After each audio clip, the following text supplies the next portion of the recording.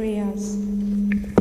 Almighty God, who in your infinite wisdom and providential goodness have appointed the offices of leaders and parliaments for the welfare of society and the just government of humanity, we beseech you look upon with your abundant favor these your servants, whom you have been pleased to call to the performance of such important trusts in this land. Let your blessing descend upon them here assembled, and grant that they may, as in your presence, treat and consider all matters that shall come under their deliberation in so just and faithful a manner as to promote your honor and glory, and to advance the good of those whose interests you have committed to their charge. Amen. Amen.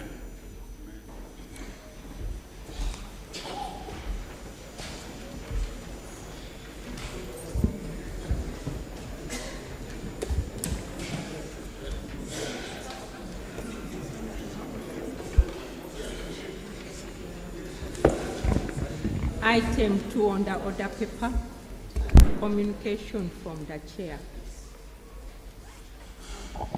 Honourable members, I welcome you to this afternoon sitting, and it is with the great regret that I announce the news of the death of one of our colleagues, the Honourable Anne Rogil, the MP for Moroto District. It occurred this night in Copenhagen. We are in touch with the Ugandan Mission in Denmark. They are going to work on the arrangements to enable the body to come back. So we shall keep you posted. Honorable Gil was the Deputy Chair of the Secretary Committee on Health. She has also been a member of the Standing Committee on HIV/AIDS and other related matters. So I want to ask that we observe a moment of silence in her honor.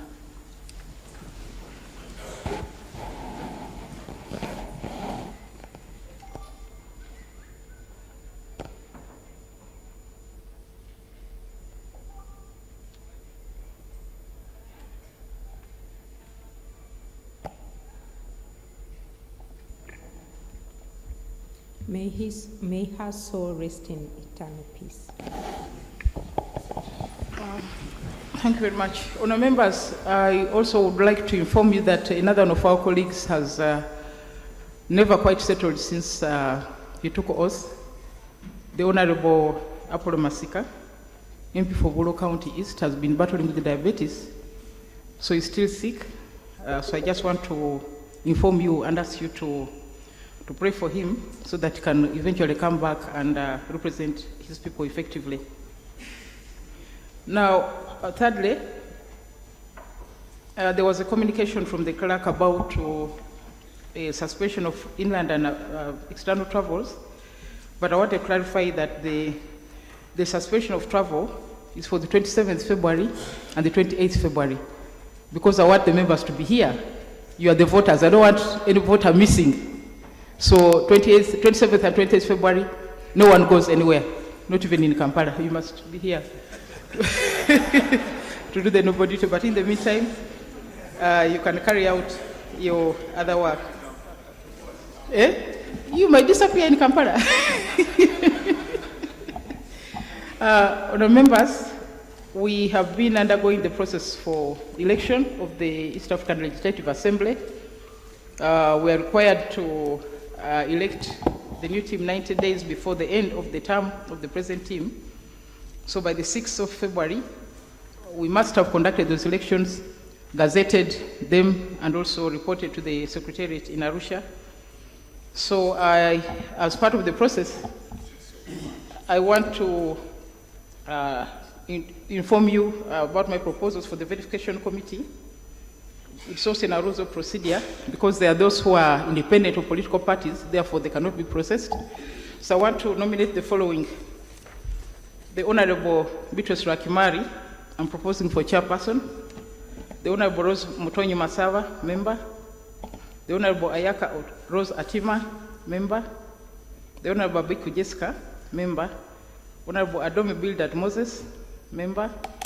The Honourable Yomo Kisam, member. Namwine Mpaka, member. Honourable Safi Anarule Juko, member.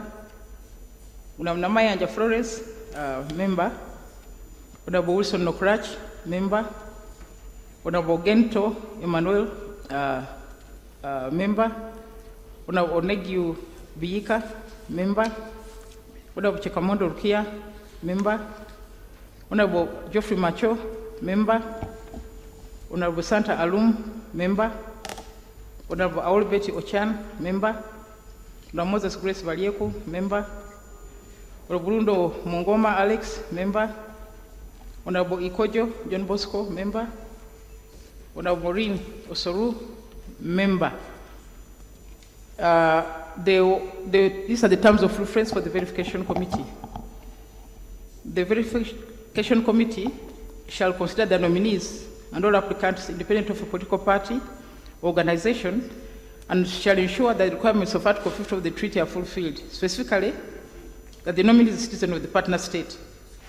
2, that the nominee is not holding the office of a minister in the partner state, that the nominee is not an officer in the service of the East African community.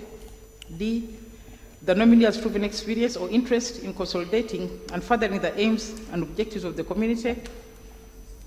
So the committee shall consider the nominees and all the applicants independent of political parties, and shall ensure that the nominee is qualified to be elected a member of parliament, first in accordance with Article 8 of the Constitution, that the person is a citizen of Uganda, is a registered voter, has completed minimum formal education of advanced level or its equivalent, is not of unsound mind, is not holding or acting an office the functions of which involve responsibility for or in connection with the conduct of elections, is not a traditional cultural leader under Article 246(6), has not been adjudged bankrupt under any law enforced in Uganda or been discharged, is not under sentence of death or sentence of imprisonment exceeding 9 months imposed by any competent court without the option of a fine.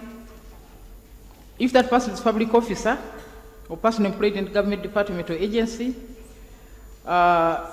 he or she has resigned her office at least 90 days before nomination.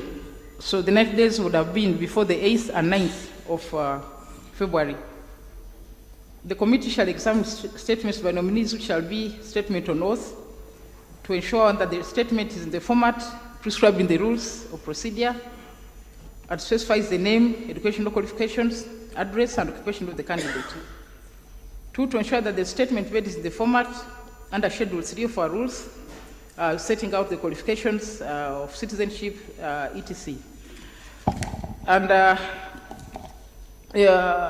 is not an officer in the service of the EAC, has experience and interest in furthering the aims of the community, and where there are members from political parties, the committee will ensure that the Secretary Generals of those parties have authorized that person to to nominate those candidates.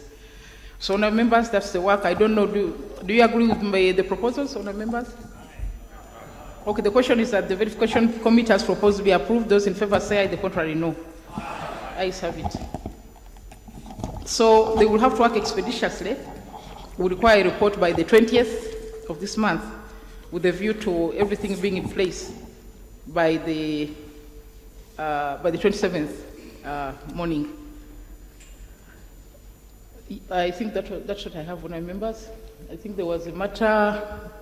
Honorable Tamagus had a matter. 2 minutes. Thank you.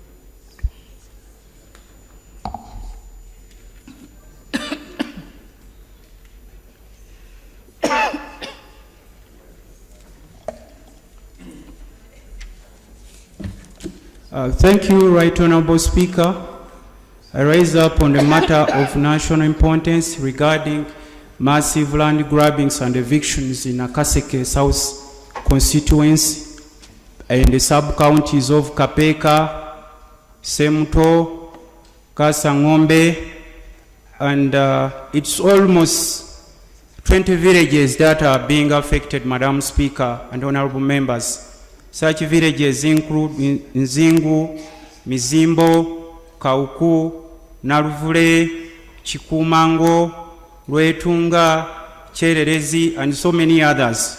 Right Honorable Speaker, this has caused adverse effects of scarcities of food, And it hurts to see people, Madam Speaker, becoming refugees in their own country.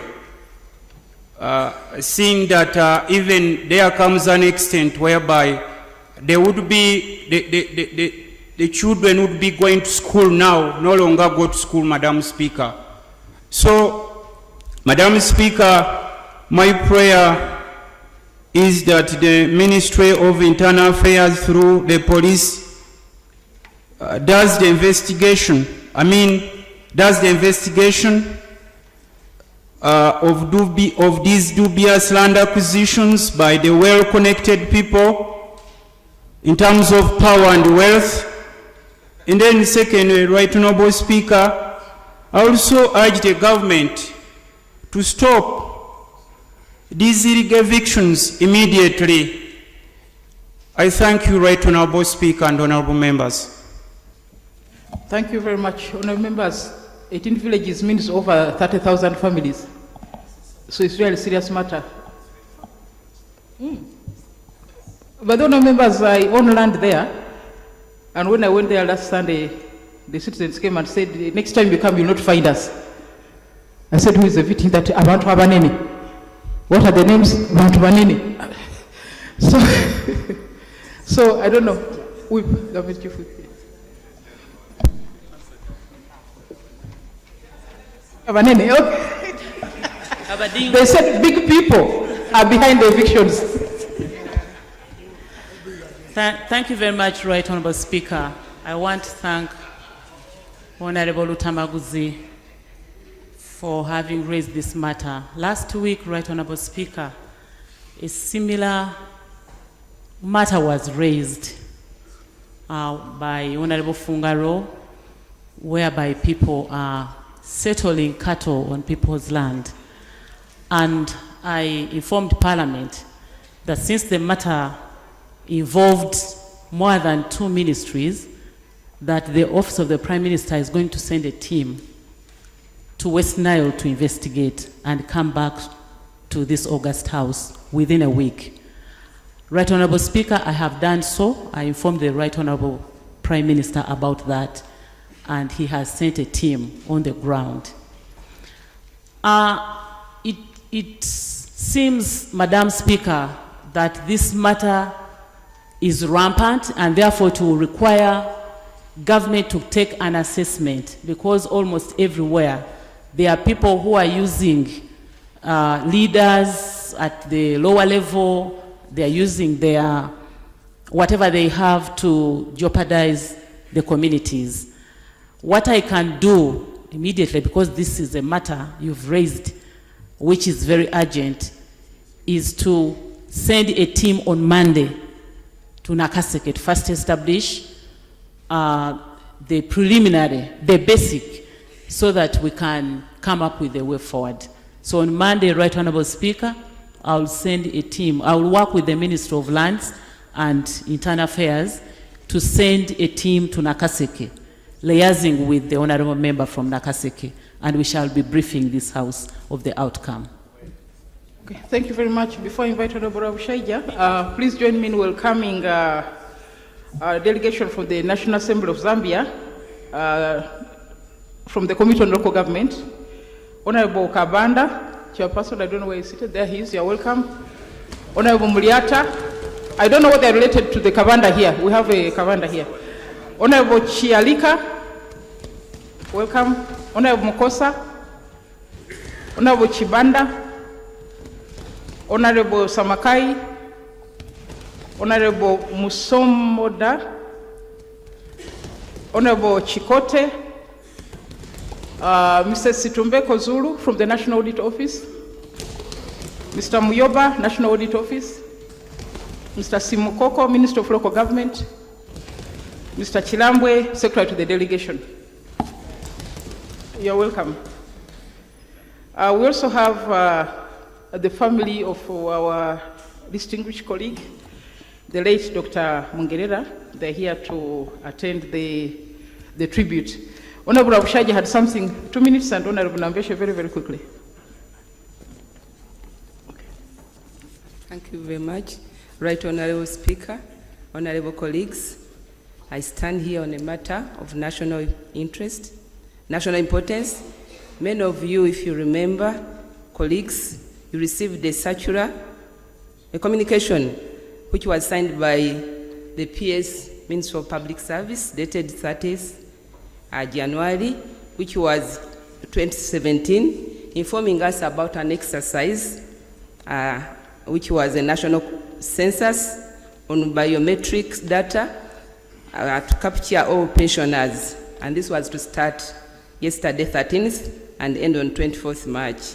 Honorable members, whereas this exercise is very, very important to all pensioners, senior citizens, I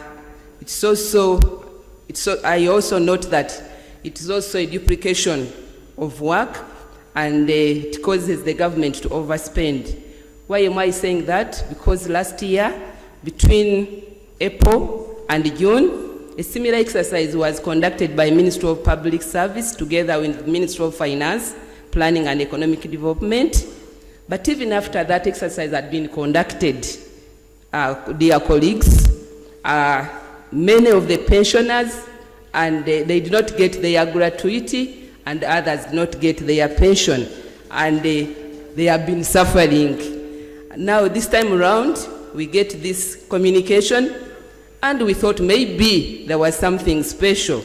But I want to tell you that yesterday, when they were supposed to have started, many districts, many pensioners in the different districts moved up to the districts in the places that had been gazetted, and the government officials concerned, from the ministry concerned, did not show up. The districts I'm referring to, for example, Kamuli District, Buko, Nebi, Lamo, Mukono, Mbarara, and Amulia. They did not show up. Today they were supposed to be in Soroti. They didn't go there. As I talk, they have not been there. And yet, I'm concerned about the suffering of the senior citizens who are pensioners, who don't have money to move up and down. They have families to look after, and some of them have not been paid for over 6 years, even from the time they retired. Yes, it's true. So I'm very much concerned about it, colleagues.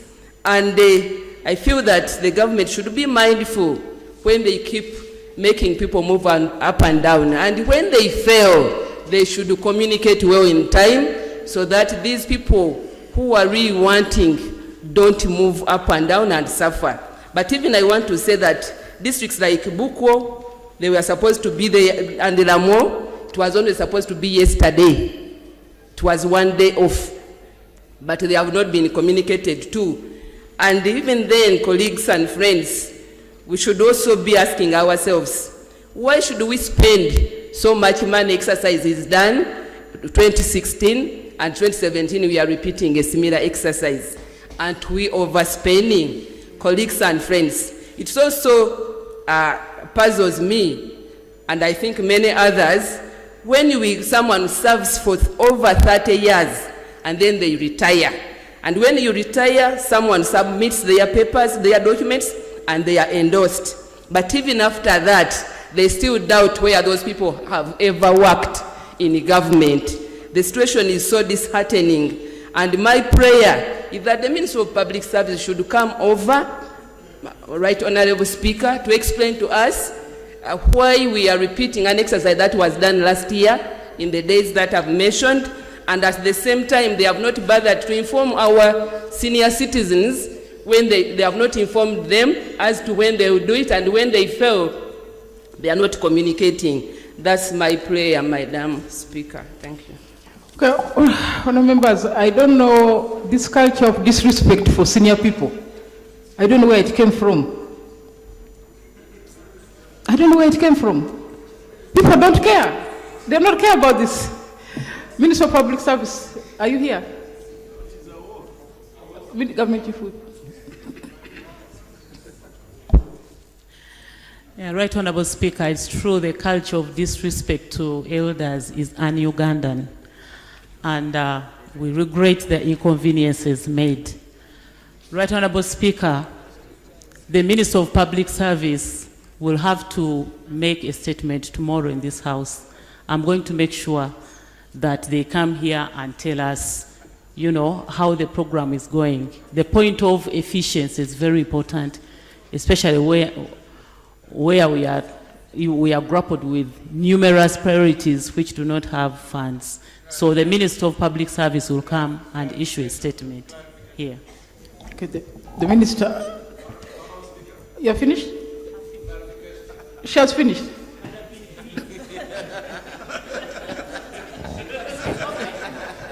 You are negotiating with the whip? Okay, Honorable Boto.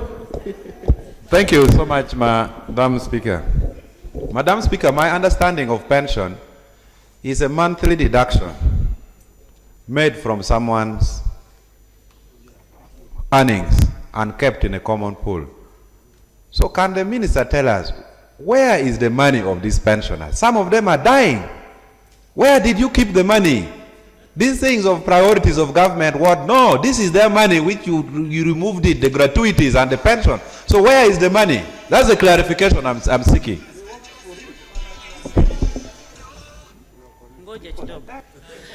Right Honorable Speaker, I have been very clear. I have informed this House that the minister in charge of the portfolio is going to make a statement tomorrow. And therefore, all the clarifications you are raising will be very pertinent tomorrow. Can we hold on till tomorrow, please? I thank you. Honourable members, the Minister of Public Service is directed to come tomorrow. This is extremely urgent. We cannot continue treating our seniors as if they are rubbish. Now, honourable members, in the gallery we also have the Dr. Biso and the members of the Uganda Medical Association. They have also come to sit in on the tribute. Honourable Gwal, 1 minute.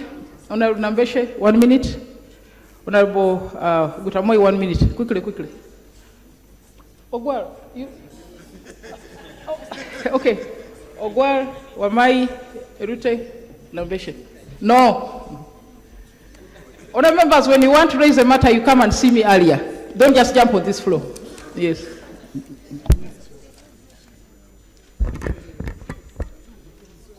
Right Honourable Speaker, I rise on a matter of national importance, and I know that the media has helped us to highlight the matter I'm going to talk about.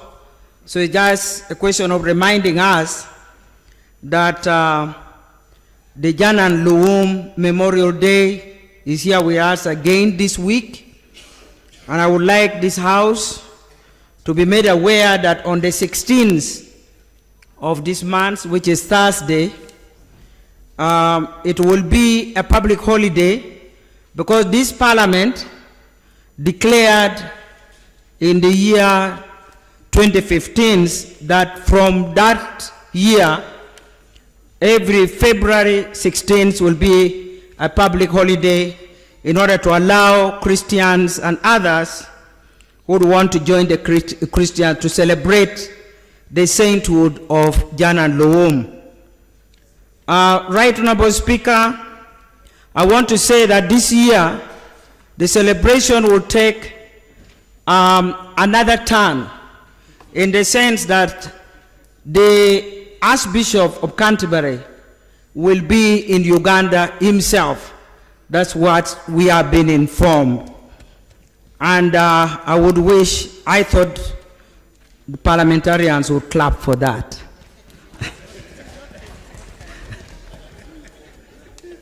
I think it's a great honor, right Honourable Speaker.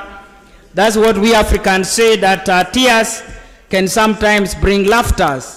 Much as it's a very sad event that Janan Luwum was brutally murdered by a brutal regime, but at least it has been able to open the veil for people to see special and unique features of Uganda. Not only do we have Christians of very strong faith, not only professed by the martyrs of Uganda, but now by the modern saints like Saint Janan Luwum. And because of that, we are getting very distinguished visitors coming to see what Uganda cannot easily sell to the world. So we are extremely proud this year that a distinguished man of God, will be coming to Uganda to celebrate with us this particular day. For the people of Uganda, you recall that when Pope Francis came to Uganda recently, he planted a special tree in Munyonyo. I'm happy to inform the House, Right Honorable Speaker, that a branch from that tree is going to be plucked and it will be planted by the Archbishop of Canterbury in Muchwini on the 16th. And that will be called the Tree of Unity. And why is it called the Tree of Unity?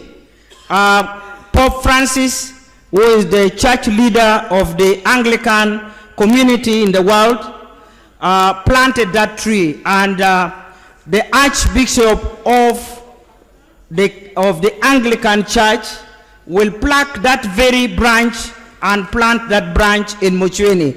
That means that the church will have to know that we belong to one community, we all profess Christ, and we are pledging all Ugandans, regardless of your religious affiliation, we all belong to Christ, and that will be the Tree of Unity, uniting the Christians in Uganda and also the people of Uganda. Right Honorable Speaker, finally allow me to say, members of Parliament, regardless of wherever you come from, they always put the people of the North, the Chole, the Lango, the Teso, the Karamojong, and Bunyoro on the forefront in this particular celebration. But I know that you find Anglicans and Catholic and Baptists all over the country. And as I talk now, there are over 1,000 pilgrims who have come from Sudan and other neighboring countries. So we parliamentarians who should take the lead, I'm asking you, if you have not been to Muchwini, can you be one of the local pilgrims who will be there? Okay, thank you. Thank you, Honorable Gwal. Thank you, Right Honorable Speaker. I think silence means everybody has agreed that we will lead our delegation from our different constituencies to honor this particular day. May God bless all of you. You'll find us in Muchwini. I thank you very much, Right Honorable Speaker. Thank you, Commissioner Gwal. We welcome the Archbishop of Canterbury. Last year we had the pleasure of hosting the Archbishop of York, Archbishop Sentamu, his own who came last year. So now we have the Archbishop himself. The Parliamentary Commission will put aside 2 buses. For those who want to go, we've set aside 2 buses. We'll be leaving from here to go to Muchwini. So please register with the clerk so that we can go and celebrate the martyrdom of a great man, Janani Lumu. 1 minute, one. And the answer to if I say 1 minute, 1 minute. 1 minute, 1 minute, 1 minute. Thank you very much, Right Honorable Speaker. Rise on matter of very serious, important national importance in regards to what I saw last night when I was driving from Lira to Kampala. At Kigomba, I found about 50 lorries struggling for posho from one factory. And I wonder really, these were all foreign trailers. I don't know if Uganda is safe because Kenya has already put a ban on exportation of posho, and Zambia equally has done the same. So may I know if we have enough to allow these foreign lorries to take away posho from Uganda without any restriction? Thank you very much. No, that matter was raised last week, but I think no one came up with an answer. Honorable Wamai, then Nambeshe, and then we'll move to the other areas. Thank you very much, Madam Speaker. Madam Speaker, I stand to raise a matter of national importance. This morning, the Committee of Appointments was sitting to vet ambassadors who have been appointed by the President to go and serve in different parts of the world. As a former diplomat who served in that area for 25 years, I thought I would go as an ex-official to go and enrich the Committee on Appointments. But I was shocked when I was asked to leave. But the rules are very clear that all members of Parliament are ex-officials of different committees of parliament. When I looked at the rules say that the proceedings of the committee will be closed. Now, closed to the public or to the members of parliament. Now, it's ambiguous because we all took the oath of secrecy as members of parliament, and we can go and attend the proceedings of all committees. Honourable members, I ejected the honourable member from the committee because we have not yet agreed how far to open. But I want to propose that you support the Rules Committee. In their proposal, they proposed that we open it. You support them and it will be open. But I cannot move goalposts. Nambeshe. Thank you, Right Honourable Speaker.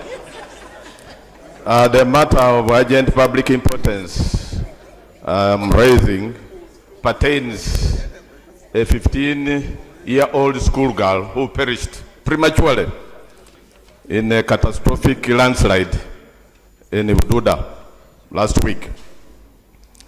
And this was unprecedented, quite unusual, because it is a time when it is not raining, and she was tending after school goats of the family, and it occurred in a landslide scar of last year, and she was buried. It took almost a full day to exhume, to retrieve the body. But what is of concern, grave concern, is the line ministry not intervening, because there has to be emergency intervention to conduct it.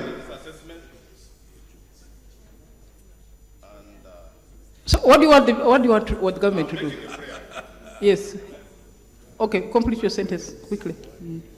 The prayer I'm making is that your office should prevail over the line ministry to conduct emergency interventions whenever disaster hits. And two, there are illegal registrations in Bududa, giving people false hope that they are being relocated to Kriandonga and to Bulambuli, and they are extorting money from the people. And the ministry has received correspondences to this effect, but no response. So the prayer I'm making is your office to prevail over this ministry, which has an I don't care attitude towards the people who need their attention. And two, also to implement the urbanization strategy, affordable, like the one of Ujija Ujamaa villages in Tanzania. Those are my two prayers, Madam Speaker. I see the Minister for Disaster Preparedness. Can you respond? Madam Speaker, first of all, it's regrettable that we lose a person in this similar circumstance like the way we lost very many people before. What I want to inform this August House is that everything is being done by the ministry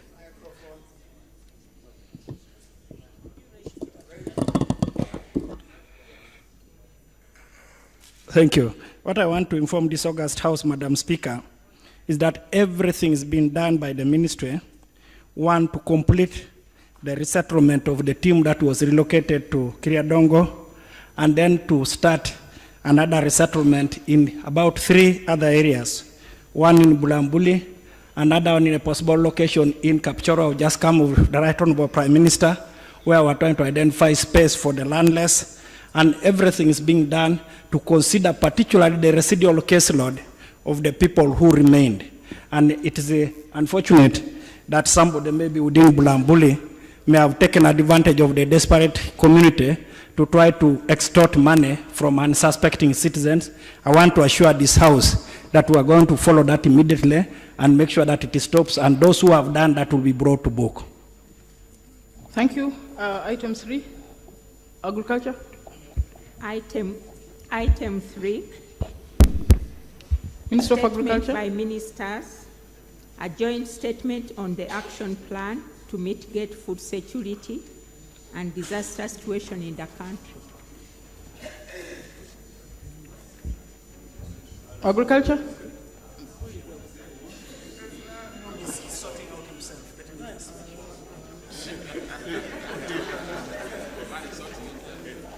As they sort out the whereabouts of the minister, I want to join me in welcoming in the public gallery the Honorable Matthias Kasamba, Honorable Rosa Cole, Honorable Paul Musamali, Honorable Dennis Namara, Honorable George Odong. Those are the NRM candidates for the East African Legislative Assembly. You're welcome. Item 3.2, Minister of Health. Item 3.2.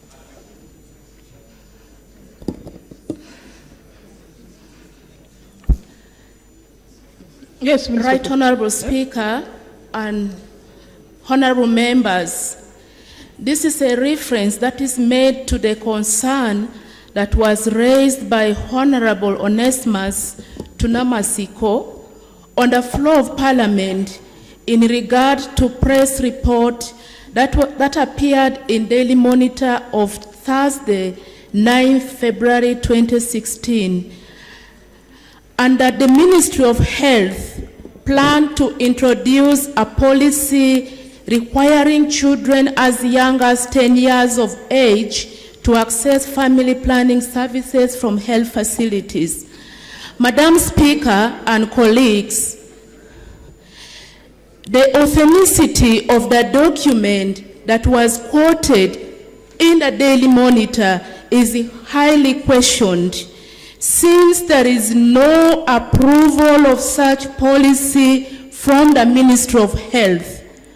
Right Honorable Speaker and colleagues, the Ministry of Health wishes to state clearly that there is no policy or guidelines requiring children as young as 10 years of age to access family planning services from health facility as stated. The story which appeared in the Daily Monitor was based on National Policy Guideline and Service Standard for Sexual and Reproductive Health and Right of 2012, which was not approved and has never been implemented. It is because these guidelines or policy we have been in consultation with stakeholders, and the process of the consultation by then and now is not yet completed.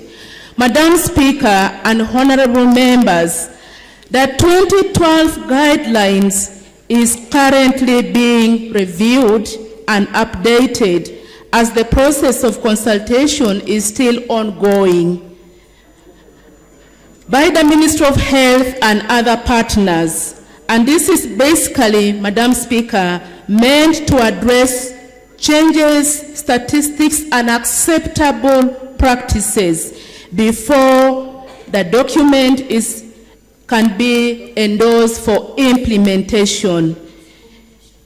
It is also important, members, to note that the process of reviewing a guideline or document involves many other stakeholders.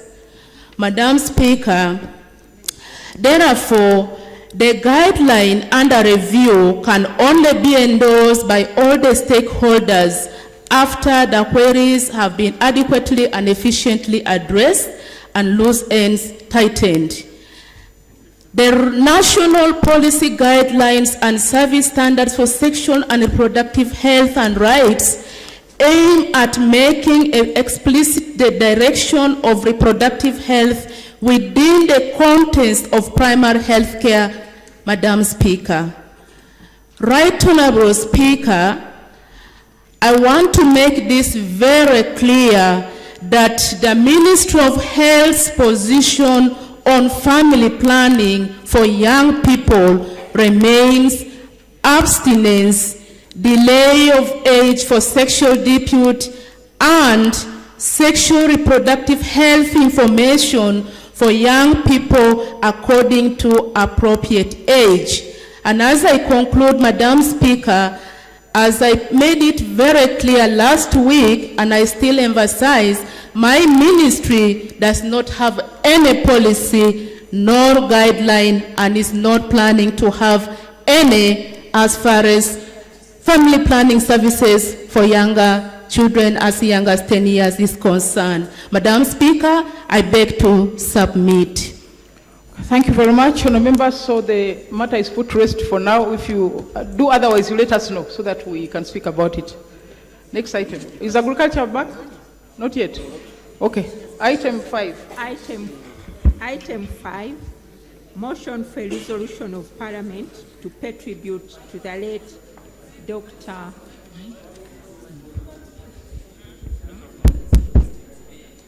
Motion for a resolution of Parliament to pay tribute to the late Dr. Mungerera Margaret. On the motion?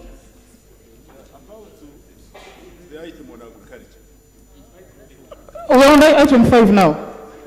I don't see the minister, so I'm doing other work.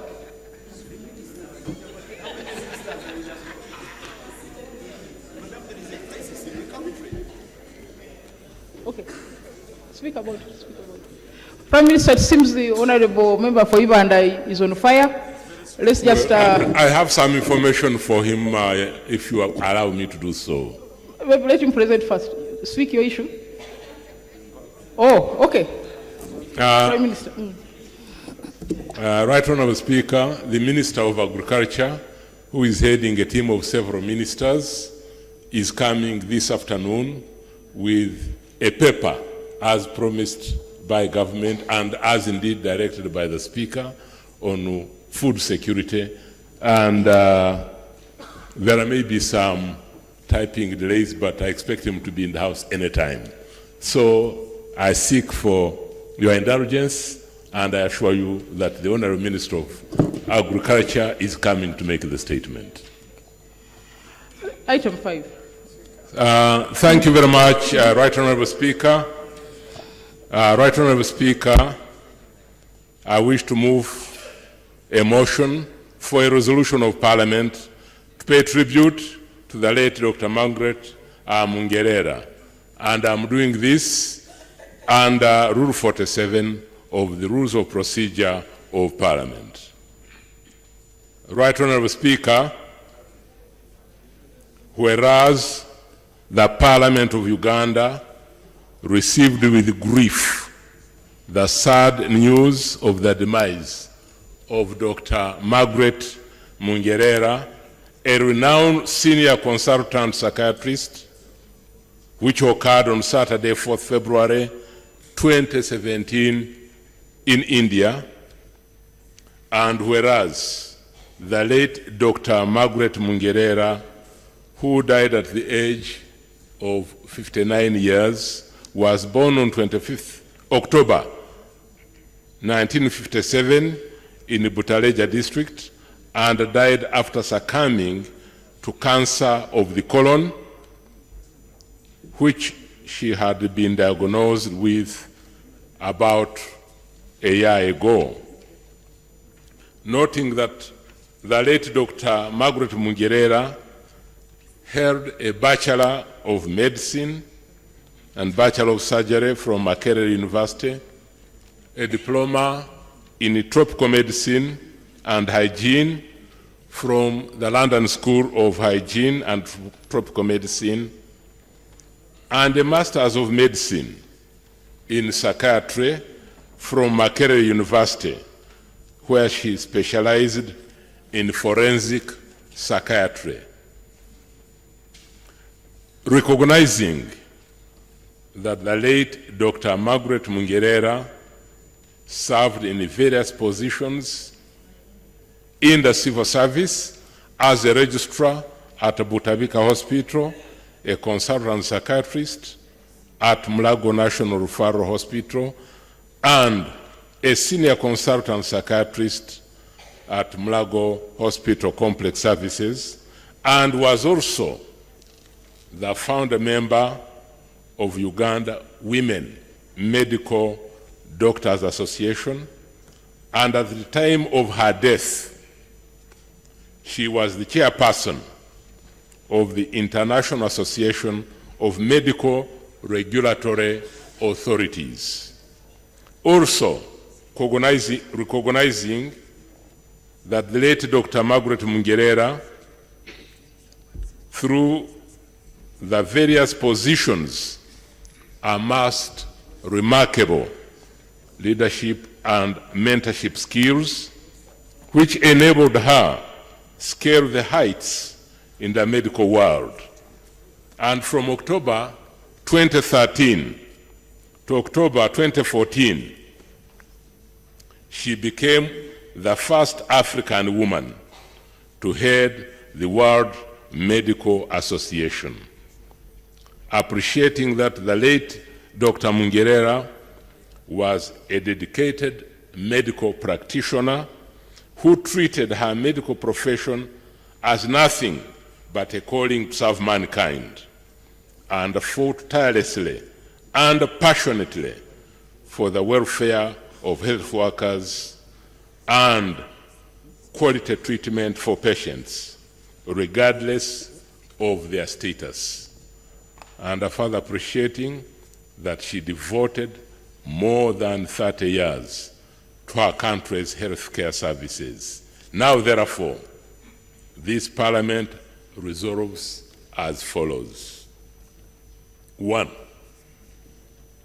that it collectively conveys its deep condolences to relatives, friends, medical fraternity, and the people of Uganda upon the loss of Dr. Margaret Mungerera.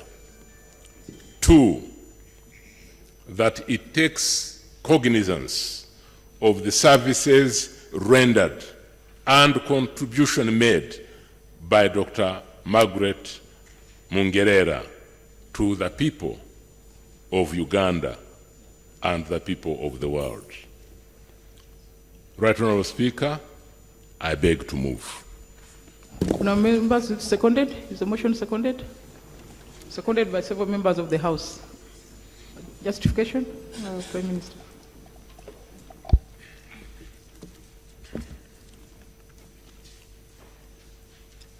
Thank you, Right Honourable Speaker.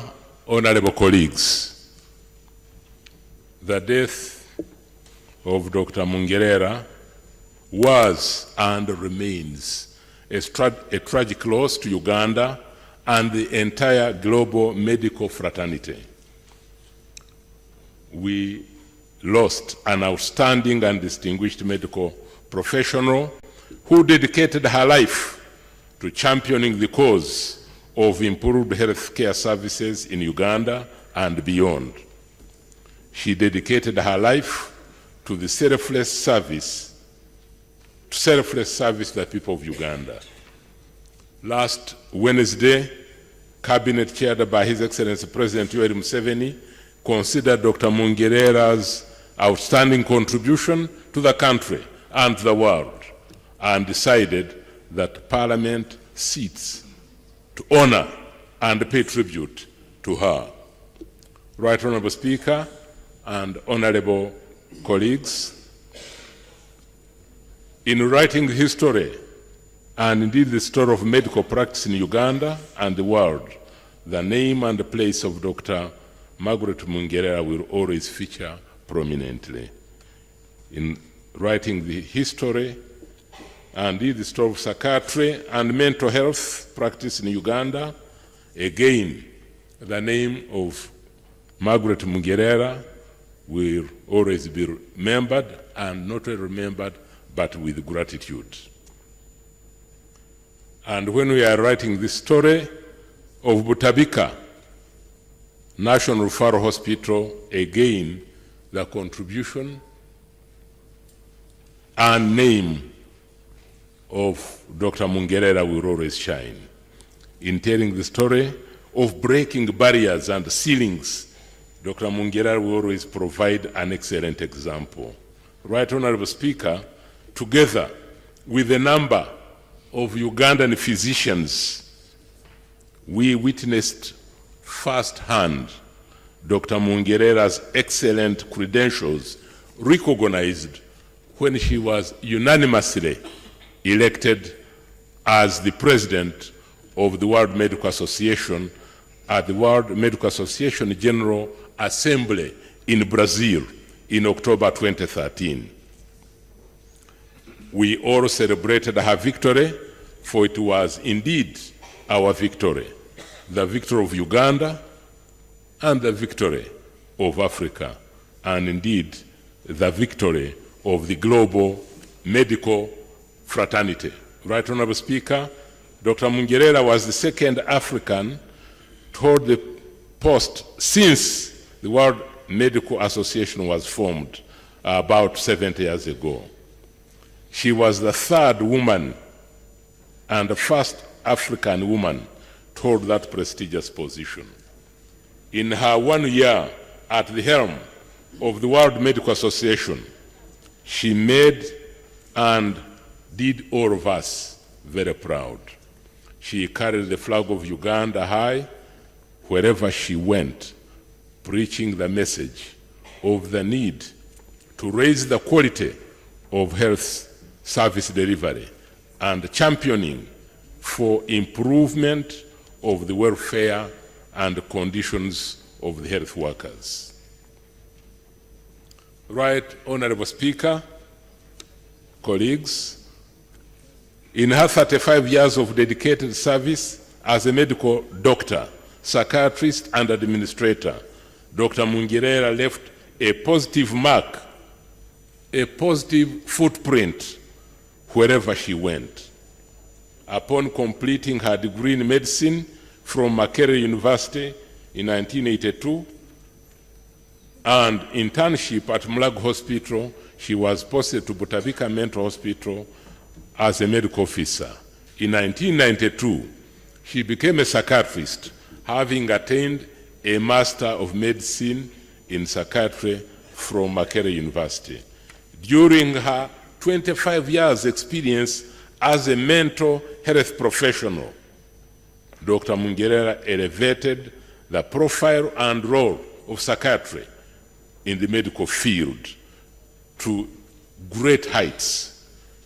She made psychiatry become a reputable calling of medical service. As a result of her example and mentorship, we today have more young people choosing the career in psychiatry-related disciplines.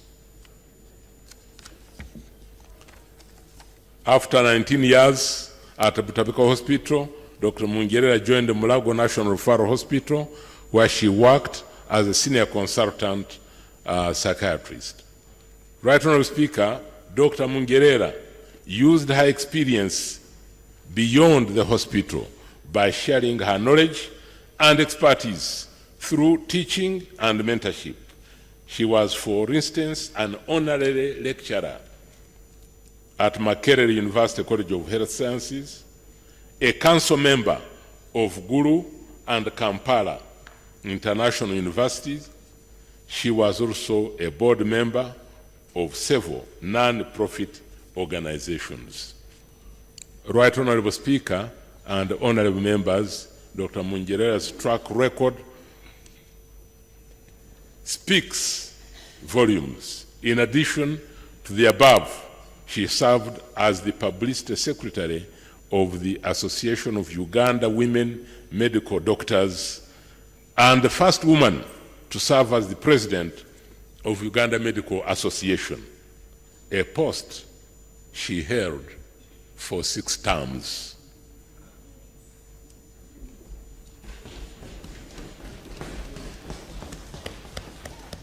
She was also the vice president of Commonwealth Medical Association for Eastern, Central, and Southern Africa.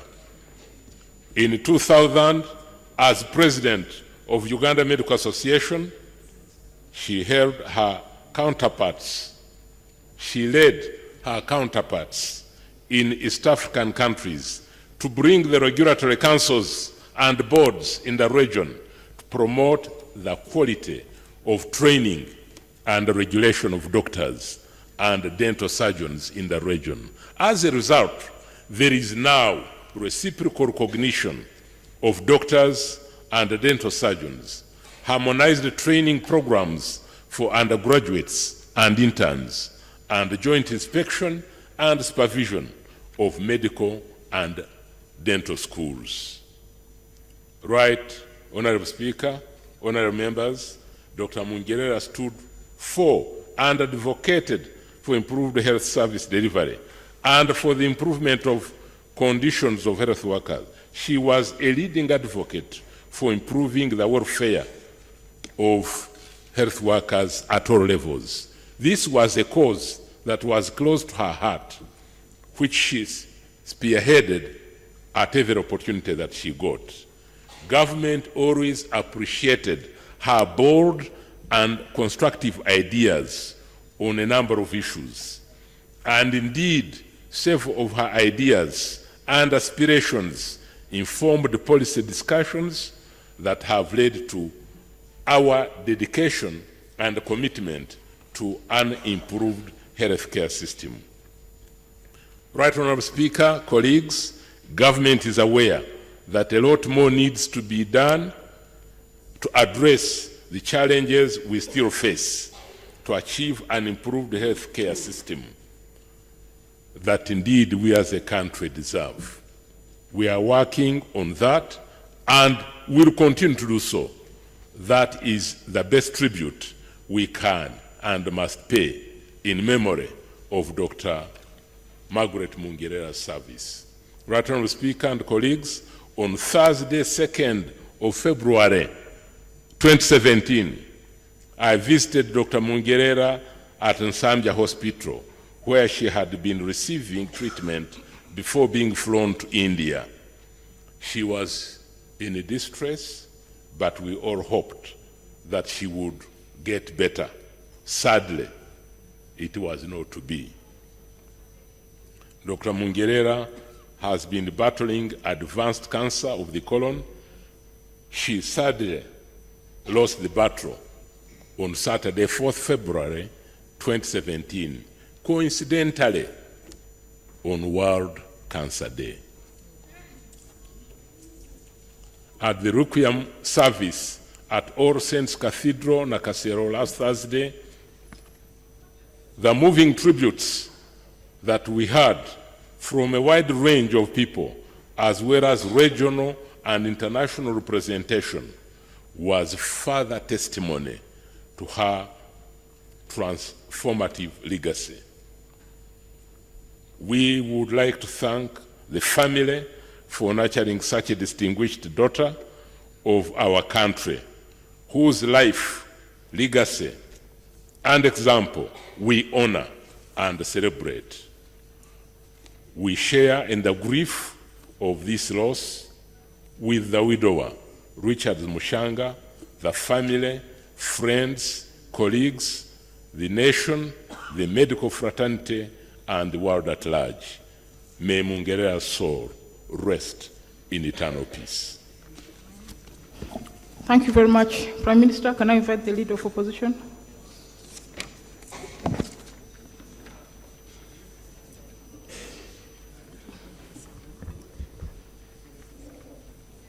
Thank you very much, Right Honorable Speaker.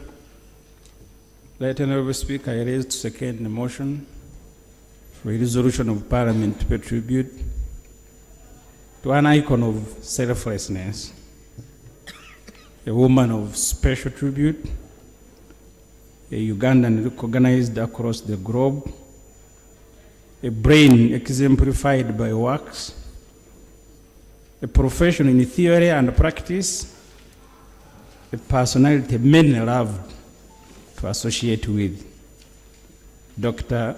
Margaret Mungerera. Right Honorable Speaker and honorable members, a few years ago, Dr. Margaret became a common face in this building, not because she was seeking for a representative office, nor was she a subject of any committee investigation. Margaret was doing all the possible lobbying to ensure sufficient funding is extended to the fight against cancer. She, like many other Ugandans, tried all they could to convince government to pay attention to the plight of medical facilities available for the treatment and management of cancer patients. It is tragic that she has succumbed to cancer. Government priorities remain skewed, and the health sector suffers the weight of the unbalanced priorities, Madam Speaker. Despite her efforts and cries, the Cancer Institute only enjoys a cosmetic autonomy, a shining building but overcrowded for comfort, insufficiently funded to offer any meaningful relief to cancer patients, littered with groans of pain, and having bodies lying alongside patients for long hours. This, unfortunately, is a sad reality. Right, Honorable Speaker and Honorable Members, the only viable tribute you can pay to Dr. Mungerera is to actualize her dream and offer cancer patients dignified treatment and care. The story of the banker is an old, unpalatable song.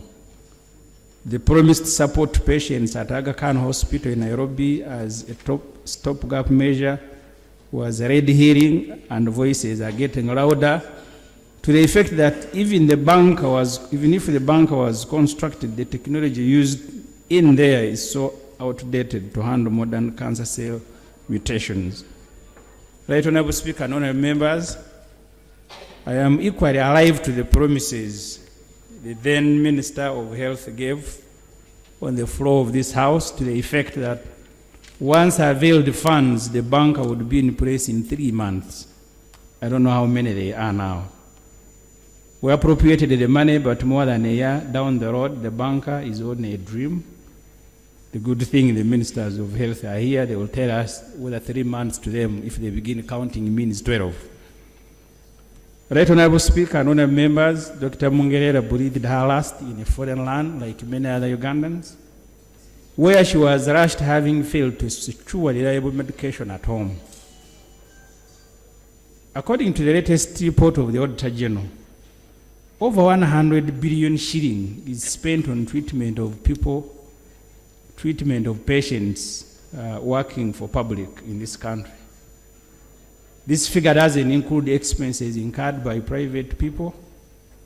At this rate, Uganda can only be what the president described did, a shopping mall for other people. You simply can't balance your payment if you must seek every facility, every service from outside. Right, Honorable Speaker and Honorable Members, Dr. Mungerera had another cry most of her administrative times. The desire, like the Prime Minister has said, to remunerate medical workers commensurately with their input and improve their working conditions. In 2015, when she announced her retirement from the civil service, Dr. Mungerera emphasized that there was need to increase payment for medical personnel in East Africa and Uganda in particular. She affirmed that health workers want better facilitation and recognition for their efforts, pointing to the fact that in East Africa, Uganda medical workers are the worst paid. Reflecting on her experience in the medical field at the same event, Dr. Mungerera explained that many skilled medical professionals are forced to seek employment abroad because of low pay in Uganda and a working condition that is not conducive. Right, Honorable Speaker, and Honorable Members, when I was chairing a committee on COSASI, I interacted with the many health regulatory organizations, and I learned from one of them that since around the colonial days, Uganda has trained about 4,000 doctors, and we've lost 1,500, nearly half. And they go to places, including Somalia, looking for money. People who have gone abroad to seek treatment in South Africa, in Nairobi, are being treated by Ugandans. There was a time I was flying out and I met a minister with a sick baby. She had been asked to go to Nairobi because there was no machine at Mulago. So go and take samples in Nairobi and then come back to Mulago for treatment. That's what the Prime Minister has promised that they are working on. I don't know how many people will have to lose for the Prime Minister to come and tell Parliament that that problem has now been sorted out. You've worked on it for too long, 30 years. I don't know how many more years you need. Right Honorable Speaker, honorable members, Dr. Mungerera told the same function I've mentioned above, and I want to quote her. As a senior consultant, I was earning 2.3 million, which was later raised to 2.8 million. And it catered for everything, including fuel for an old car. I was given and paying for my driver. She lamented. You can mark the old car, Right Honorable Prime Minister. Right Honorable Speaker, honorable members, she continued, if I can earn such an amount after working for over 30 years, what about those who are joining the field now? She wondered. She intimated that for the above stated, most seniors in the field have left and young people are on their own. It is not enough for the Prime Minister to come here and praise her for not having run away like the others did. You should be coming to Parliament to propose a solution that will stop medical workers from running away, not to praise a few ones that have remained. Right Honorable Speaker, honorable members, Dr. Mungerera has taken her all to ensure that the welfare of our medical workers is guaranteed. She was touched by the incensed drain of our best and senior brains in search of greener pastures across the borders. Margaret lived a life to emulate. Margaret set a pace for all to walk. Her journey on earth was a journey of excellence. Right Honorable Speaker, I don't have to repeat what the Prime Minister has said, catalogued. With those few remarks, I beg to support the motion to pay tribute to Dr. Margaret Mungerera. May her soul rest in eternal peace. Thank you, honourable members. We don't have too much time. We shall have to close this debate at 4. So all the rest will speak for 3 minutes. Can I invite the Chair of the Health Committee? And then Honourable Waruswaka Agaba. Thank you, Right Honourable Speaker. I stand to support the motion to pay tribute to the late Dr. Margaret Mungerera. First, Right Honourable Speaker, I think I was reading from the same script as Honourable Semuju, so I'll be brief. I was privileged to be taught by Dr. Margaret in 1997. She was a wonderful teacher. Dr. Margaret was a leader with great leadership skills. She was highly respected, loved more than hated. She was a passionate advocate of quality health care. She was a passionate advocate of meaningful welfare of health workers. She was a passionate advocate of meaningful, equitable remuneration of all health workers. She was an advocate of equitable distribution of females in the health workforce. She was selfless. As you know, you heard what she was working for. She was a woman with a great sense of humor. She was a motivational speaker. She was an educationist. She was a tireless woman and also a great ambassador for this nation as a leader of international bodies. And those who remember how she served on the Ogola Commission of Global Fund and Gavi. But as we pay tribute, Right Honourable Speaker, I want to, through you, ask 3 questions which I think you should direct the responsible people to answer. She died of cancer on World Cancer Day, at a time when a year has passed since the cancer machine broke down. We need answers today or at an appointed time. Secondly, she was an advocate of health workers' welfare and remuneration. What plans do the responsible people, the Right Honorable Prime Minister, the Minister of Health, have. It is good to come and make flowery speeches as we pay tribute, but it will be more meaningful to pay tribute by respecting what she lived for.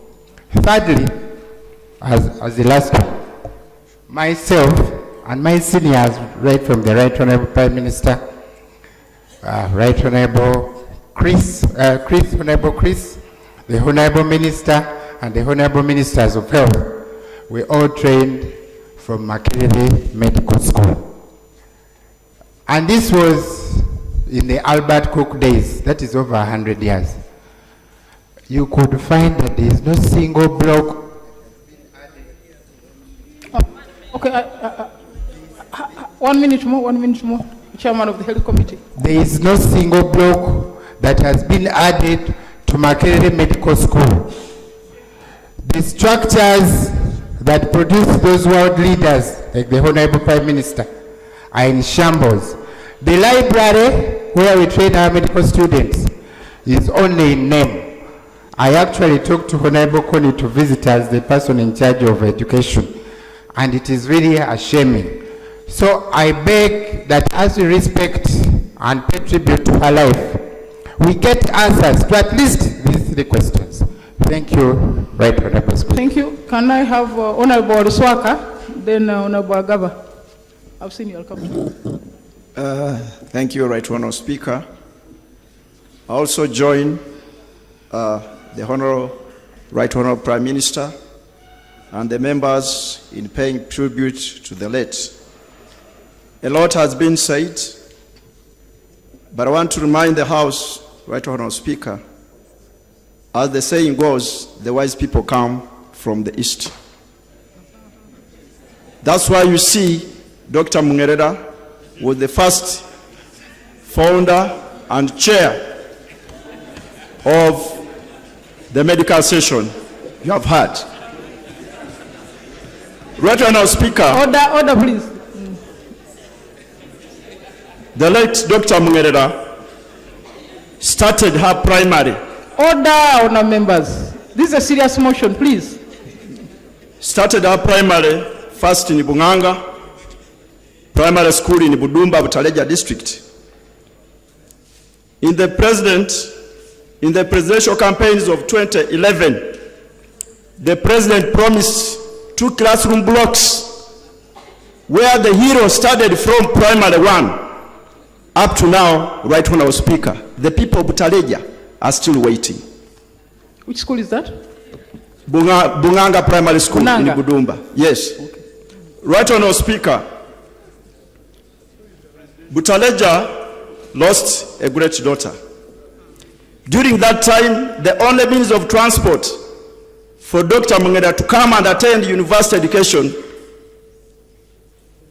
in Kampala was a train. As government is planning to build the standard gauge railway, Budumba railway station has been scrapped. We don't know whether it's by intention. I want to pray that a railway station be built in Budumba as it has been.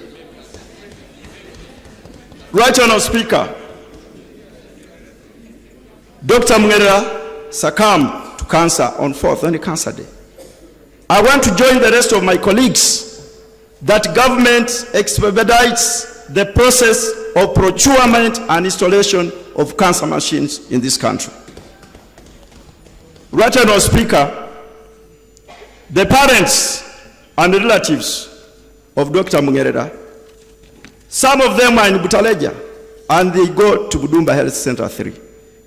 This health center doesn't have a water source. Right Honorable Speaker, I pray that this health center be elevated to Health Center 4 and be provided a water source, a motorized solar system. I can see the Minister of Water is here. Right Honorable Speaker, I want to request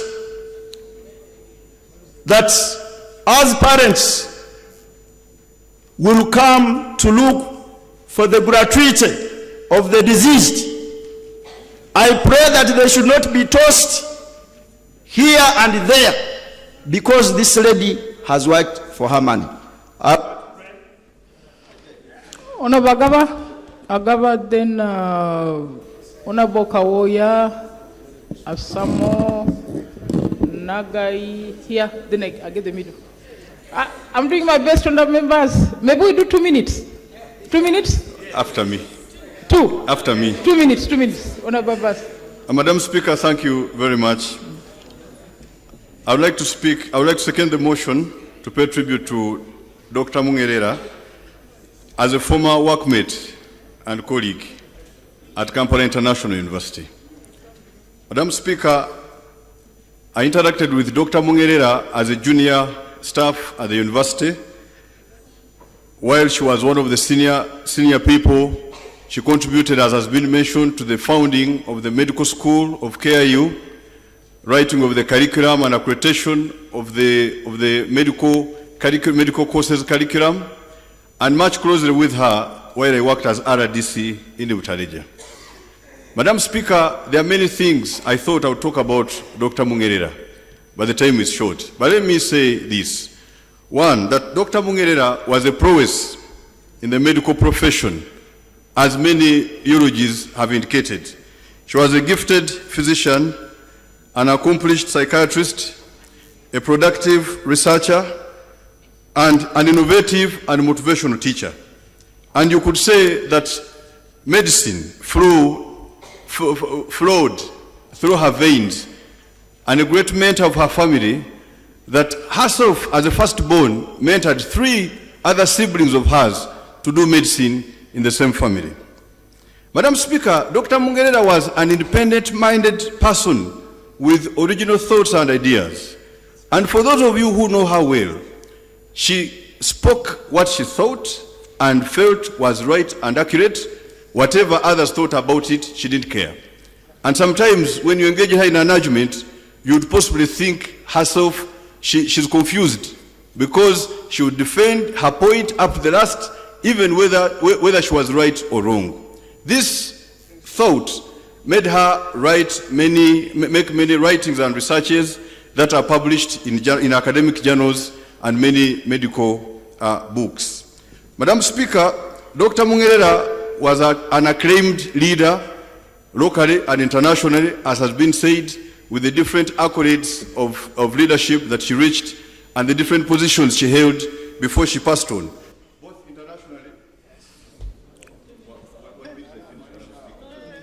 No. Thank you, Madam. Half a minute to conclude. But let me welcome Honorable Jeremiah Mutwarante Twatwa. He's there in the gallery. He was in the 9th Parliament. You are welcome. Half a minute, and then Honorable. Madam Speaker, let me use the half a minute to just talk about briefly her sickness and death. Madam Speaker, many things happen in our life, and many times we don't know how to treat them.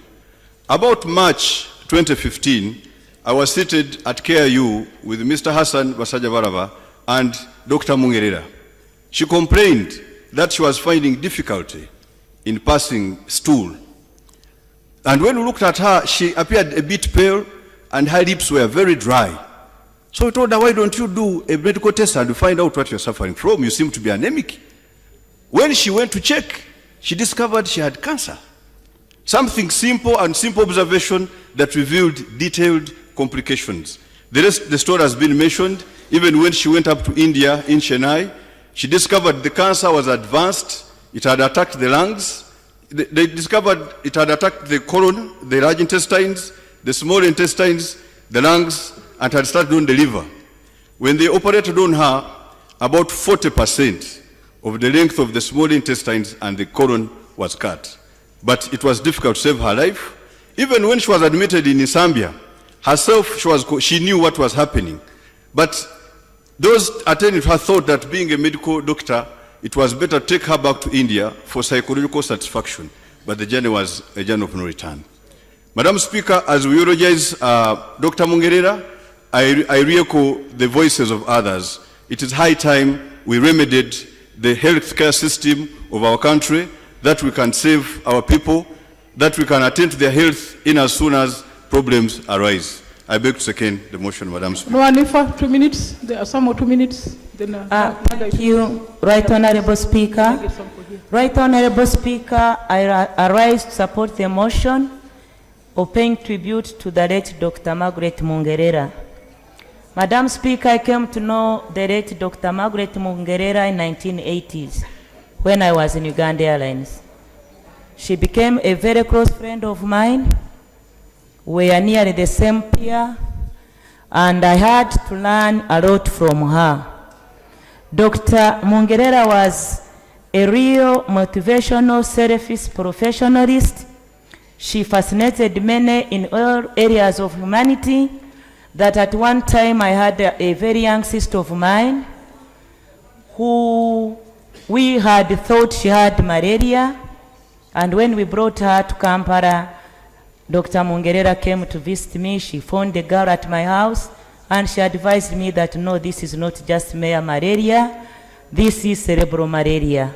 She took care of that young sister of mine. Under her care, I was flying out of the country most of the times by my profession until my sister succumbed to death. Under her care, she called me, I came back.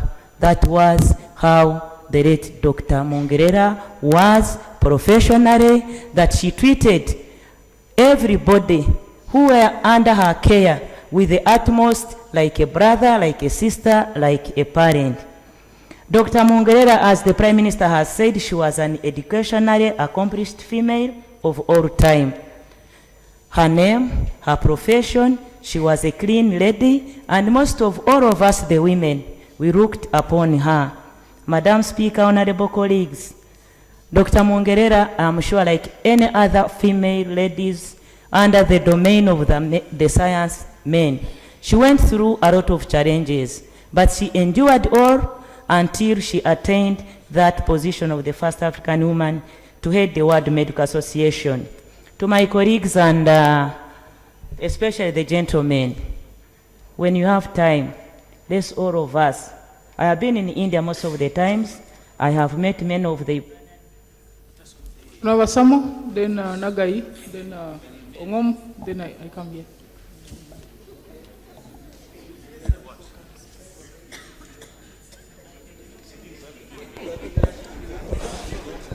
Yeah, thank you, Right Honorable Speaker.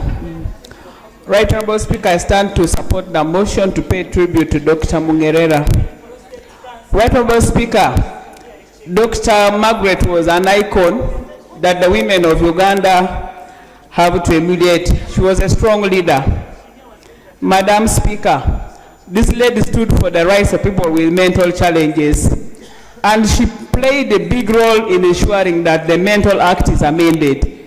And we are sure that the bill is already with us.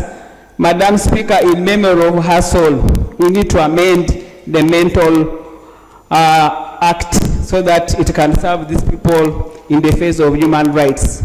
Madam Speaker, Dr. Mungerera was a Rotarian. She believed in service above self, and this was demonstrated in her fight for the rights of the health workers, in her fight for the patients. It is unfortunate that she died of cancer outside Uganda. I want to add my voice. There are unfortunate Ugandans, Madam Speaker, who cannot even reach beyond the border of Uganda. That we also support them by ensuring that the health service is improved, especially the Cancer Institute, that this machine that was promised last year should be installed. Madam Speaker, this gallant daughter of Uganda who passed away is not very easy to come by. Somebody has said in terms of education, in terms of work, she was a dedicated worker. And I want to say, may God rest her soul in eternal peace. Thank you. Honorable Nagai, then Ongom, then Dr. Variomunsi Riomoki. Thank you, Madam Speaker. As we stand before you here today, we mourn a loss of a great woman. I'm not in the medical profession, but there are those people you meet and they humble you because of who they are. I knew Dr. Margaret in the women's movement. That's why I refer her, because she knew that any struggle was worth her time. And whenever she would meet us, you would know that she would ask you to be bold, she would ask you to stay resolute, and she would ask you how much money you're earning and how much a doctor was earning. Say, Nabila, how much do you earn? How much does a medical doctor earn? Go and revise that. She was very much focused on payment of our medical workers. And I think that's one of her activism that we should move forward. Honorable Speaker, I'll always cherish the innumerable occasions when I had to interact with her. However, many young women who are in the medical profession are watching to see what we would do differently. Are we going to just emulate her and pay tribute to her without the changes required? Right Honorable Leader of Government Business, you brought the motion, so you should carry the mantle to see that the reforms that are necessary to pay tribute to her are carried out, not lip service. Thank you, Madam Speaker. No bongom, ngom de nuriomoki.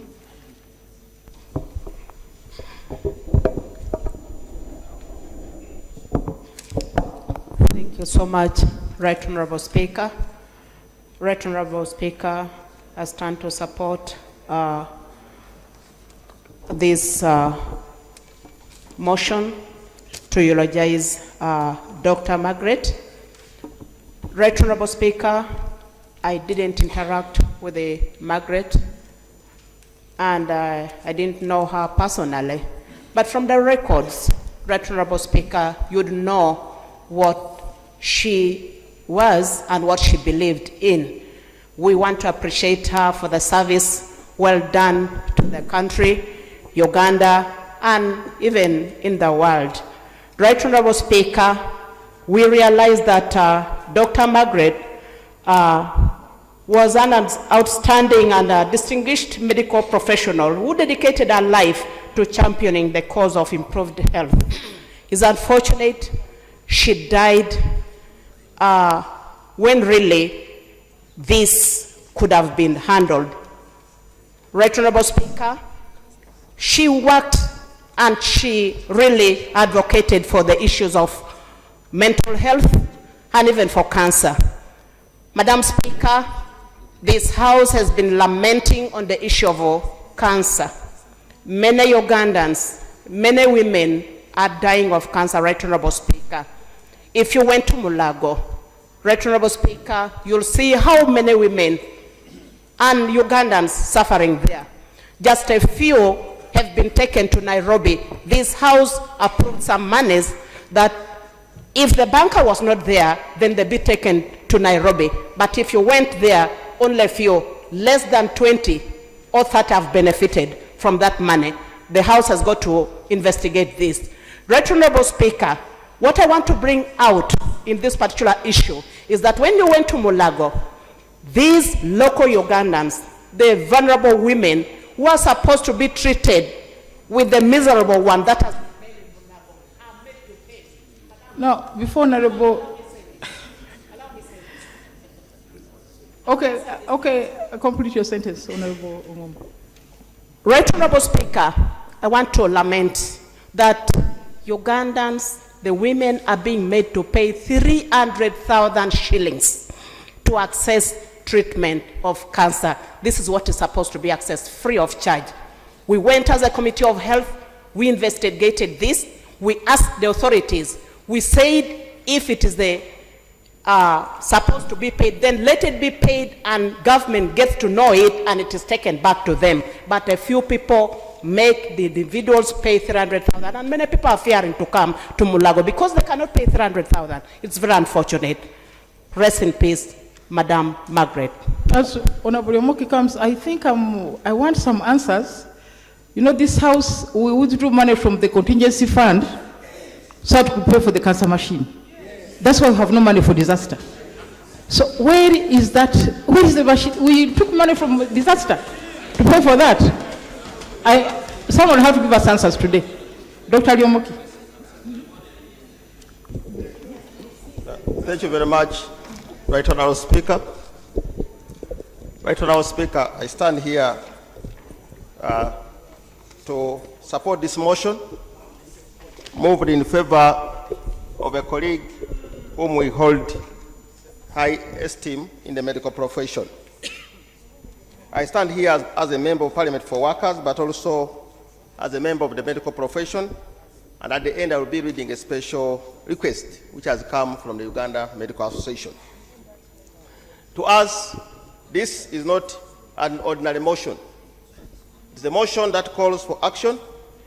About 3 years ago, I was actually supposed to have moved a motion here in honor of Dr. Mugerera when she became the first African woman and a woman doctor as the president of the International Medical Association.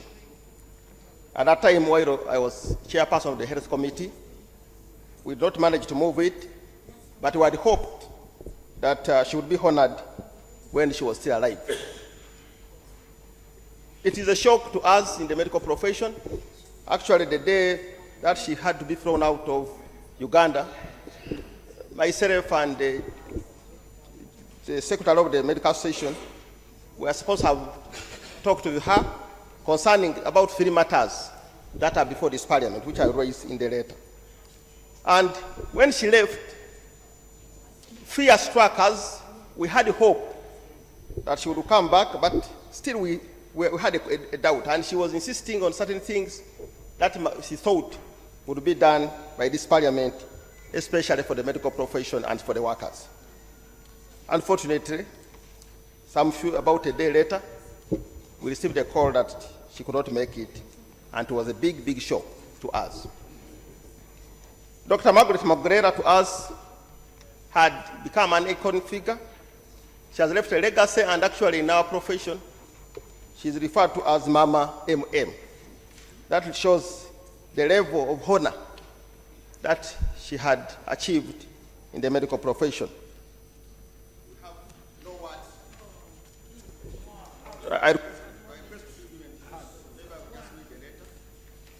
Thank you very much, Madam Speaker. Just read the letter. Just read the letter. Let me read this message from the Medical Association, the chairperson, the body for the doctors, that they have requested that it is be read on this floor. 3 great concerns, dear honorable MPs of the 10th Parliament. 3 great concerns to remember as we honor Professor Margaret Mugerera. Uganda Medical Association wishes to applaud you for the courageous move to honor the late Professor Dr. Margaret Mugerera through a tribute on the floor of Parliament. It might be helpful to remember that at the time of her death, the following 3 concerns were top on the mind, and she would be very pleased with you today if you could tackle them to a logical end. 1, stopping medical brain drain out of Uganda. A big proportion of Ugandan doctors move out of the country in search of greener pastures every year. Professor Mugerera was the head of the Uganda Medical Association team that drafted the petition to Parliament last year to propose an array of duty facilitation allowances to motivate our health workers to stay in Uganda and serve Ugandans. This petition was delivered to the Speaker of the Right Honourable Speaker of Parliament on 20th June 2016. A tribute to Honourable Mugerera is incomplete without considering her role in counseling many of the doctors who have stayed back to serve fellow Ugandans in the hope that one day their conditions of service will improve. Number 2, mobilizing doctors into a stronger voice to advocate for the health needs of the ordinary Ugandan. The diverse and dynamic nature of medical knowledge dictates the doctors should work together as a team for the best benefit to individual patients as well as to the whole community. After serving 10 times as president of Uganda Medical Association, Professor Mugerera came to the conclusion that a loose association was not very effective in bringing doctors together to articulate the health concerns of Ugandans. She sought the help of this August House to enact a law to create a Uganda Medical Association, a Uganda Medical Society. The Uganda Medical Society Bill has already been presented to this Parliament for the first reading. Professor Mugerera would be very pleased if this 10th Parliament finalizes this bill. Let us concern advocating to eliminate the catastrophic out-of-pocket expenditure on health care. As president of the World Medical Association, Professor Mugerera visited many countries and realized that some of the most effective health care systems in the world rely on resources pulled together from modest contributions from individual service consumers. Unfortunately, many Ugandans continue to suffer financial ruin after paying out of pocket individually when a major illness strikes them. Professor Mugerera would be pleased with this August House if it expedited the process of instituting the national health insurance. Thank you for God and my country, signed by Dr. Fred Bisso, Honorable President, Uganda Medical Association. Madam Speaker, I beg to lay this on that table. Please lay as Dr. Variamus gets ready quickly, and then Honorable Karoro. Dr. Variamus first. Honorable Karoro. Thank you, Right Honorable. Madam Speaker, I beg to lay a letter as a contribution from the Uganda Medical Association on the three great concerns to remember as we honor Professor Margaret Mugerera, letter signed by Dr. Fred Bisso, Honorable President of Uganda Medical Association, dated 14th February 2017. And Madam Speaker, as I read, we request that this becomes part of the motion, the issues that should be discussed in this August House. Thank you very much, Madam Speaker.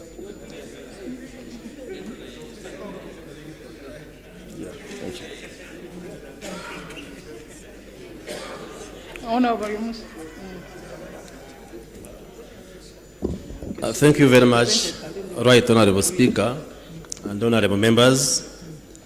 I also rise to support the motion which has been moved by the Right Honorable Prime Minister. And I want to convey condolences to the family of Dr. Mugerera, who has been appointed professor posthumously by Guru University. I will therefore refer to her as Professor Mugerera, the health workers, and indeed Ugandans. 2 minutes are not enough for some of us to speak about Professor Mugerera, because she was a health worker of exceptional qualities. When I was training in medicine, those days, you could hardly find psychiatrists who are women, because it was a male-dominated discipline, but she chose to pursue postgraduate training in psychiatry, that's the study of mental health, and that also inspired many women to specialize in that area. But it's a discipline which medical doctors don't usually go for.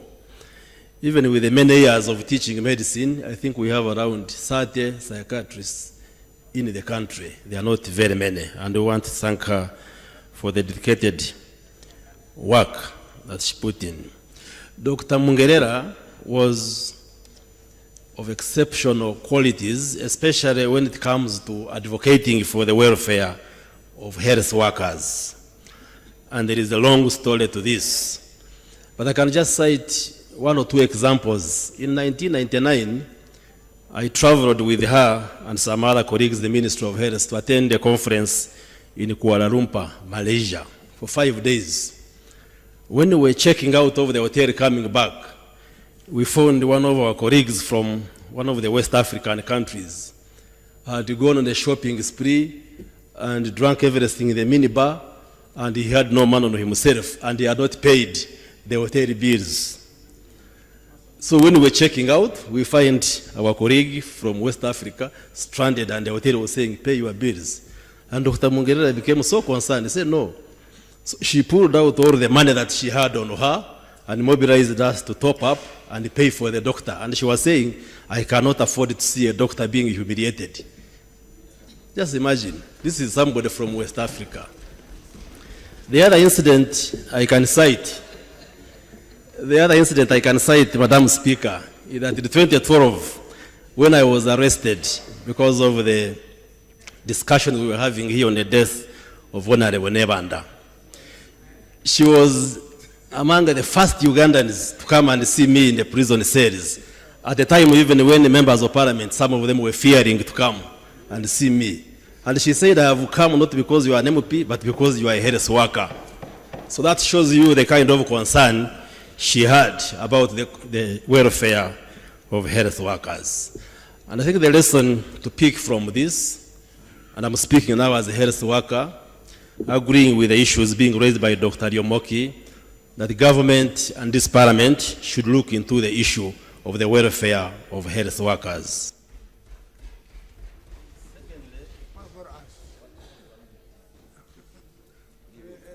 Half minute.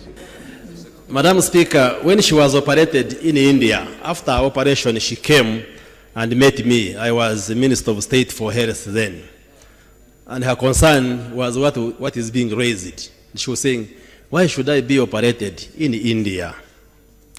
And we discussed a range of measures which government is undertaking to make Murago a center of excellence. I don't have time now to go into them. The Minister of Health, maybe given a chance, could do so. But she shared these concerns. And definitely the government is aware, and there are a number of measures being undertaken, including training our senior doctors in specialized skills, rehabilitating Murago and putting the state-of-the-art equipment and many other measures, including passing laws here, which have made the Cancer Institute and Heart Institute into autonomous institutions so that we can improve services. Finally, Madam Speaker, just a correction. Dr. Yomoki talked of the bill to enact a law making Uganda Medical Society a creature of the law. The Uganda Medical Association currently is just an assembly of doctors, but doesn't have backing of the law. So I had been working with Professor Mungerera and the Uganda Medical Association, and before I was appointed a minister, I did move a motion seeking leave of the House to enable me to introduce a private member's bill to create the Uganda Medical Society. So it's not yet tabled for first reading. I just want to appeal for support that when that bill is tabled, which should be soon, because we're being assisted by the legal department in the House, and I have cross-checked, the bill is almost ready, so it should be moved for first reading any time, and would appeal for support from members of parliament. So this will be a law that will create the Uganda Medical Society, so that the association of doctors is created by law, the way lawyers are and other professionals, and that will help in advancing the cause of health workers, especially issues of welfare and terms of conditions. Thank you very much, Madam Speaker. May her soul rest in eternal peace. Thank you. If you get stuck, let us know, because I think it must be a long time since that motion was moved. It must be long. It must be more than 3 years.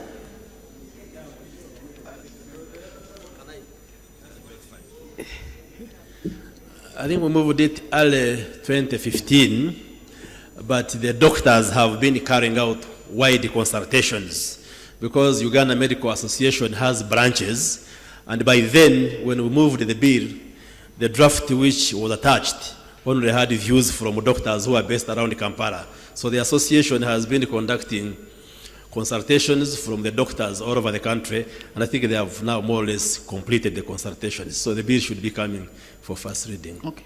Thank you, Honorable Karoro, Wamai, Maganda, Azad, and the Minister of Health. Thank you, Right Honorable Speaker. Right Honorable Speaker and colleagues, I also stand up to support the motion to pay tribute to to our foreign sister, Dr. Margaret.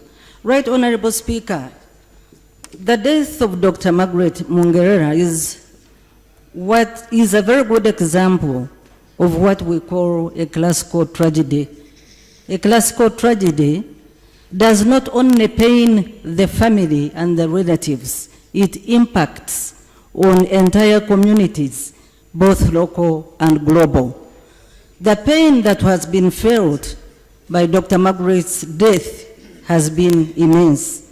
She was my friend, and we did a lot together in the women's movement and so on. She was an amazing person, and she had that humanness, that touch that she took along with her medical profession.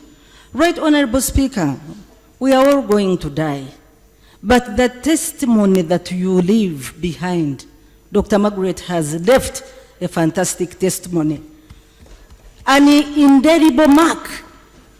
She kept the faith in everything that she did. And I support everybody who has said that we need to look at her legacy and see how we can carry it forward.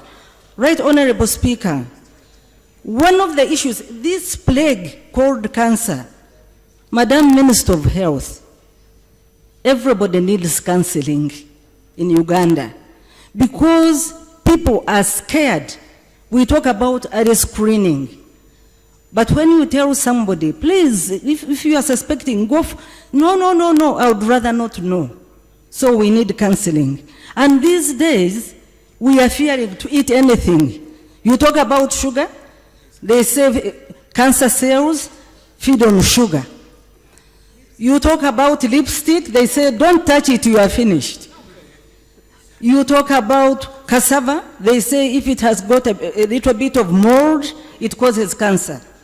Groundnuts, in Teso, you know it honorable, in Teso, that is one of our staple, but now they say groundnuts, once they have a bit of, what does not cause cancer?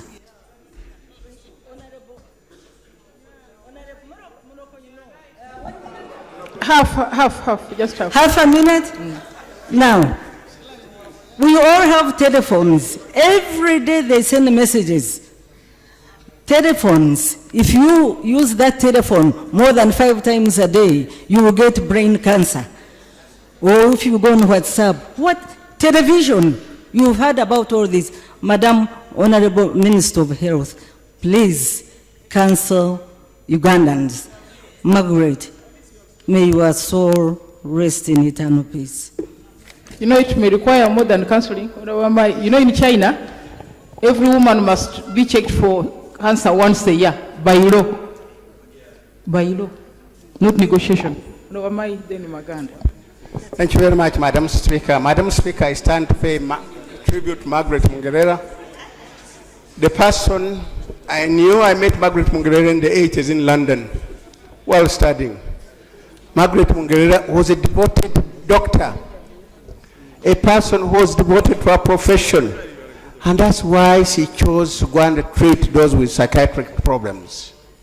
How many doctors, when you look around, even the Prime Minister here is a doctor, Honorable Bariomus, and so on and so on.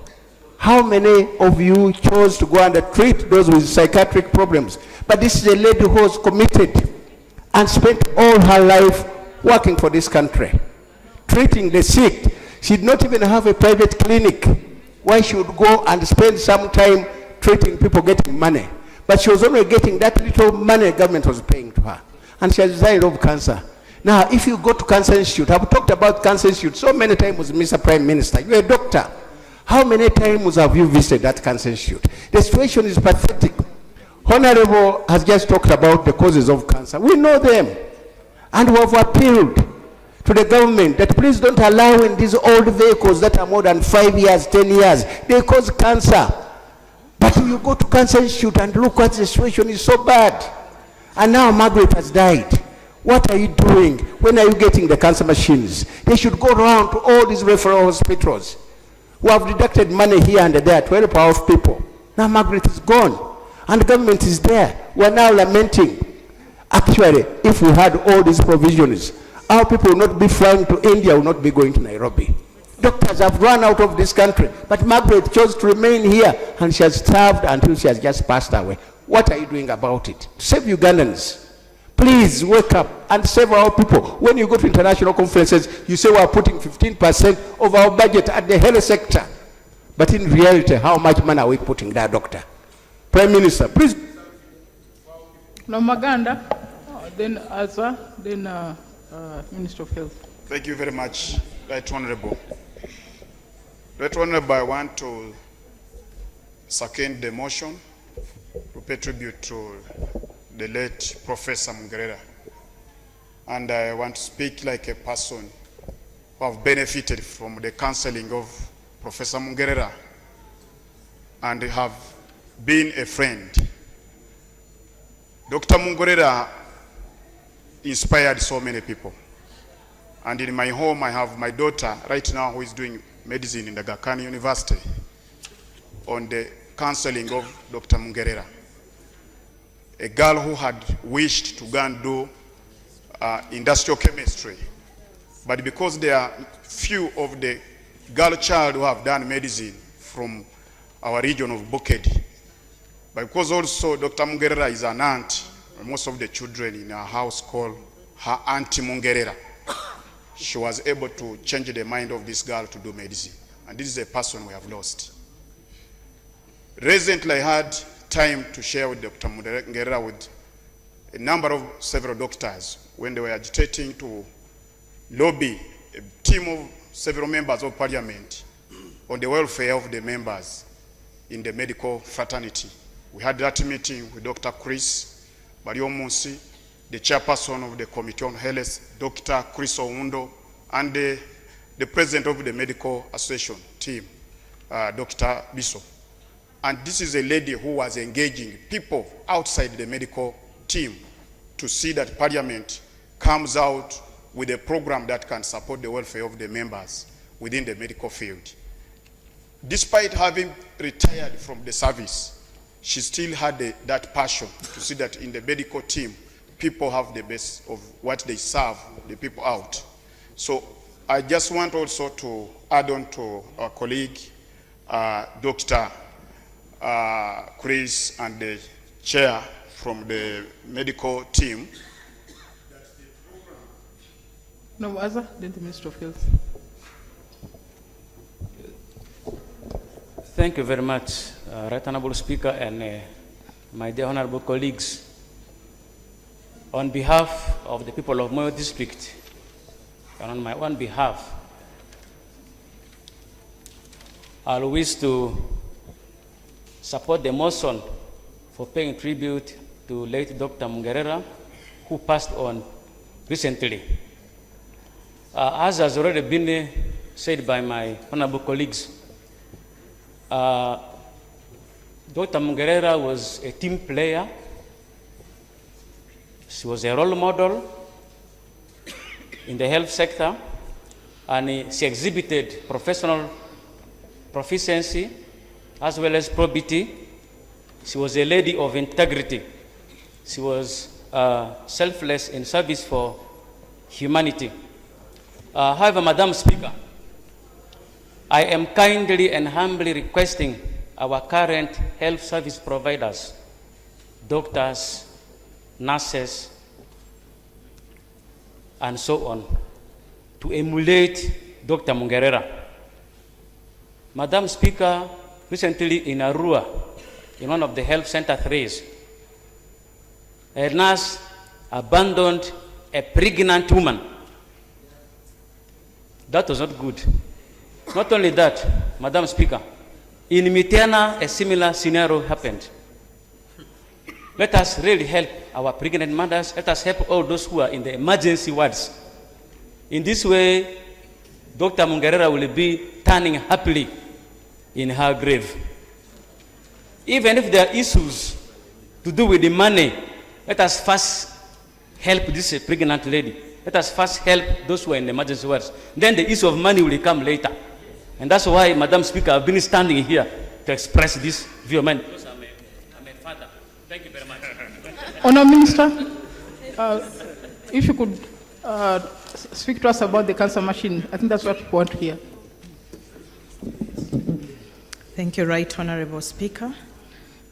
Right Honorable Speaker, I also support the motion to pay tribute to Professor Margaret Mungerera. As you have heard, she was an icon in the health sector, and we shall remember her for her passion and dedication to her patients, her passion for better and quality health services.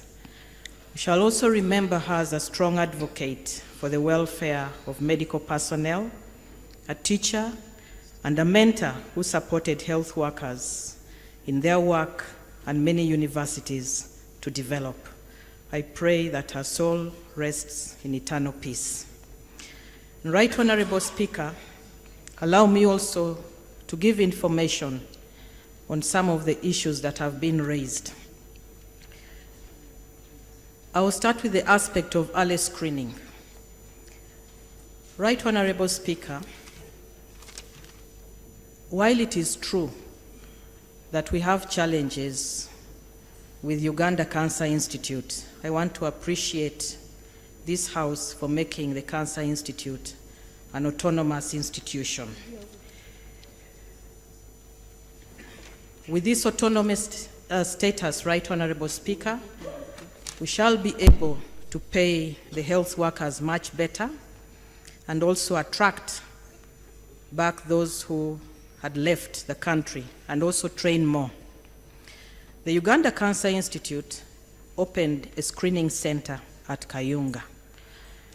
But Right Honorable Speaker, as you have heard from here, there is a lot of stigma. And the Cancer Institute, together with the Ministry of Health, plans to intensify education. In our survey, we found that only 9% of the population know about cancer. We have also opened other centers in Mbarara and Arua, and the Uganda Cancer Institute is planning to have centers in all the regional referral hospitals. Regarding reduction of referrals abroad, Right Honorable Speaker, allow me to inform this august House that there is already a plan in advanced stages to build an international specialized hospital at Lubowa, and as soon as we are done with the issues surrounding the land, the construction will start. The plan is in advanced stages, the designs and everything is already approved. And Right Honorable Speaker, this international... Hospital is that? What hospital at Lubowa? International Specialized Hospital. On what? Yes, it is a facility by the government of Uganda for the people of Uganda. It is for various cases. It is a facility which will be over 600 beds.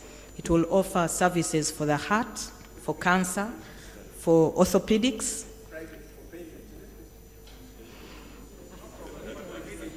We need it here. Right Honorable Speaker, as you are aware, we also commissioned one last Friday for children. Point of order. We commissioned one last Friday for children. Point of order. There's a point of order. At Entebbe. Point of order. We are here trying to make sense of what has gone wrong with our health systems, and we are demanding something simple.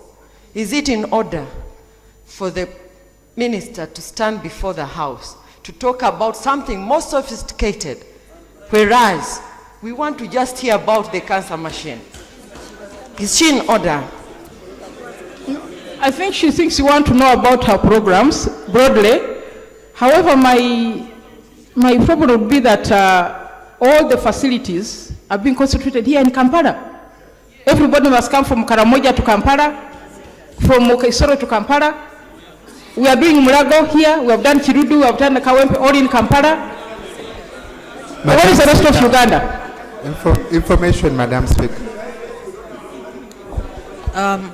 Thank you very much, Right Honorable Speaker. Right Honorable Speaker, As I mentioned, centers are being opened in all the regions, and that is what we refer to as the regional referral centers. We have 14 regions in the country as designated by health.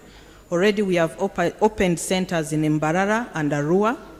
The next is Gulu and Kabale, and we shall move on to cover all the regional referral hospitals. All the regional referral hospitals.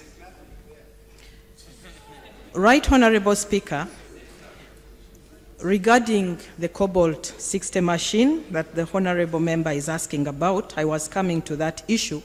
First of all, allow me to explain why it took so long, Right Honorable Speaker.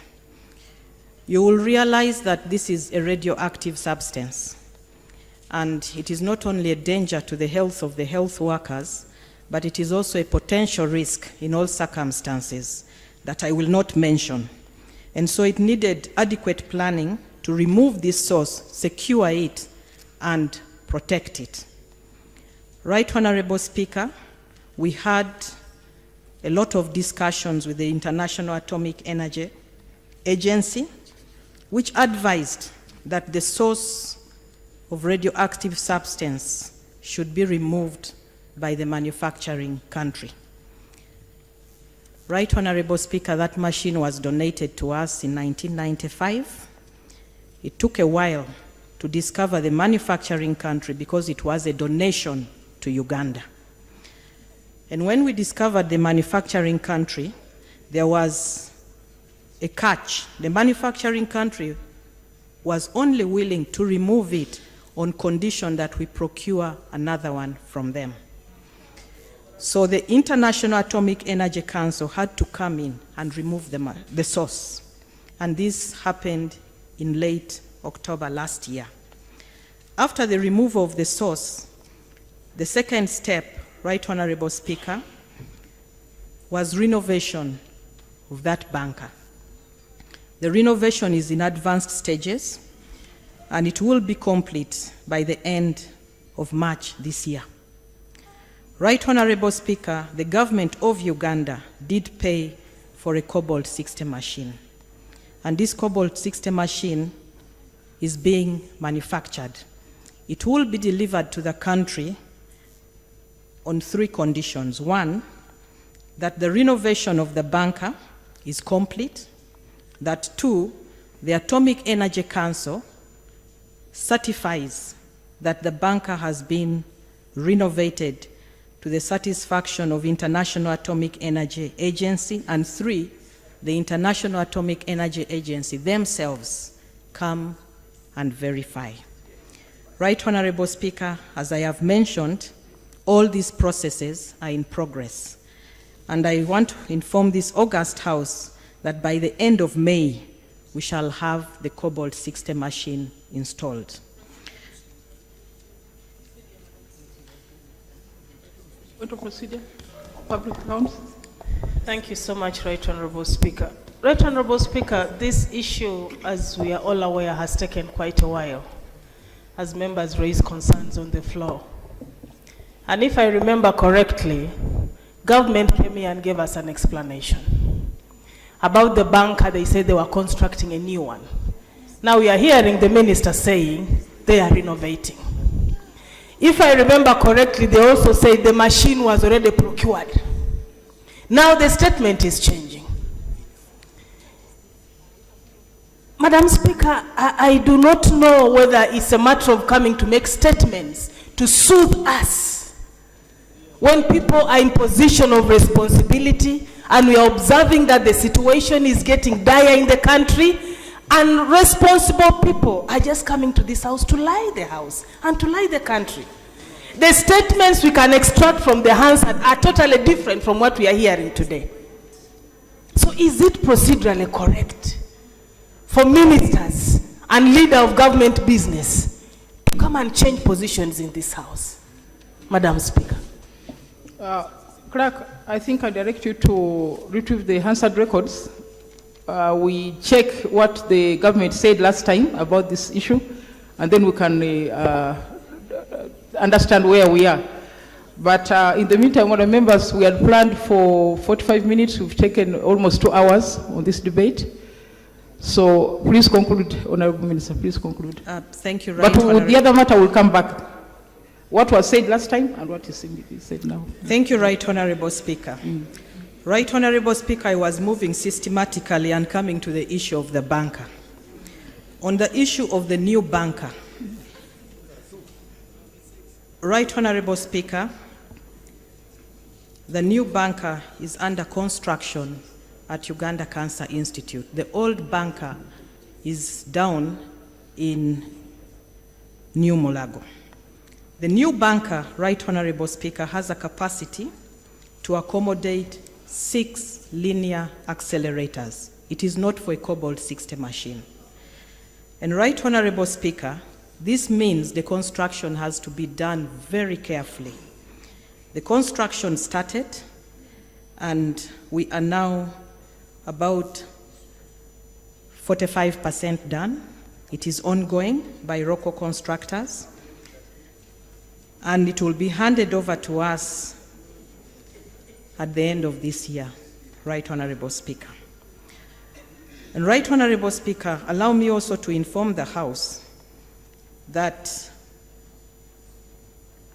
the government of Uganda secured a loan, and I want to thank this august House for that, to improve on Uganda Cancer Institute in 3 areas. 1 is capacity building, and we already have 5 oncologists who are being trained to run Uganda Cancer Institute. 2 is transformation of Uganda Cancer Institute into a center of excellence.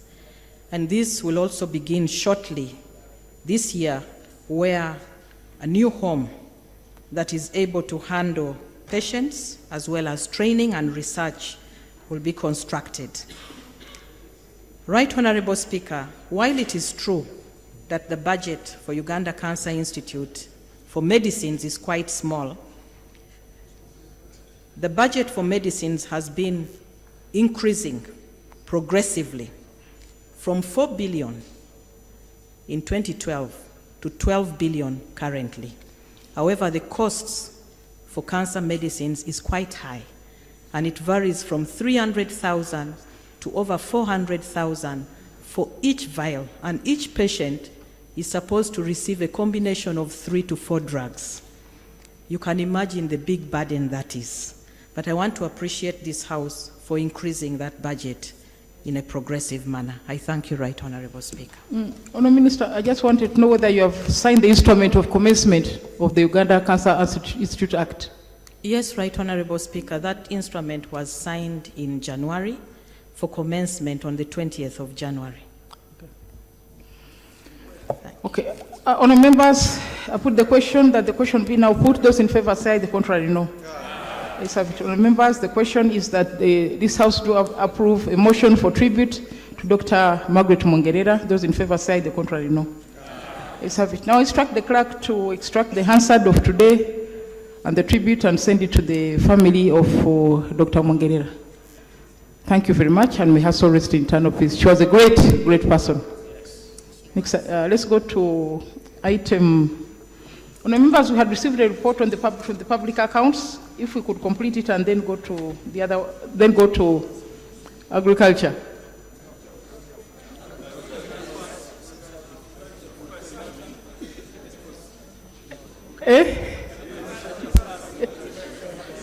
I was proposing a report, but they were saying they want agriculture first.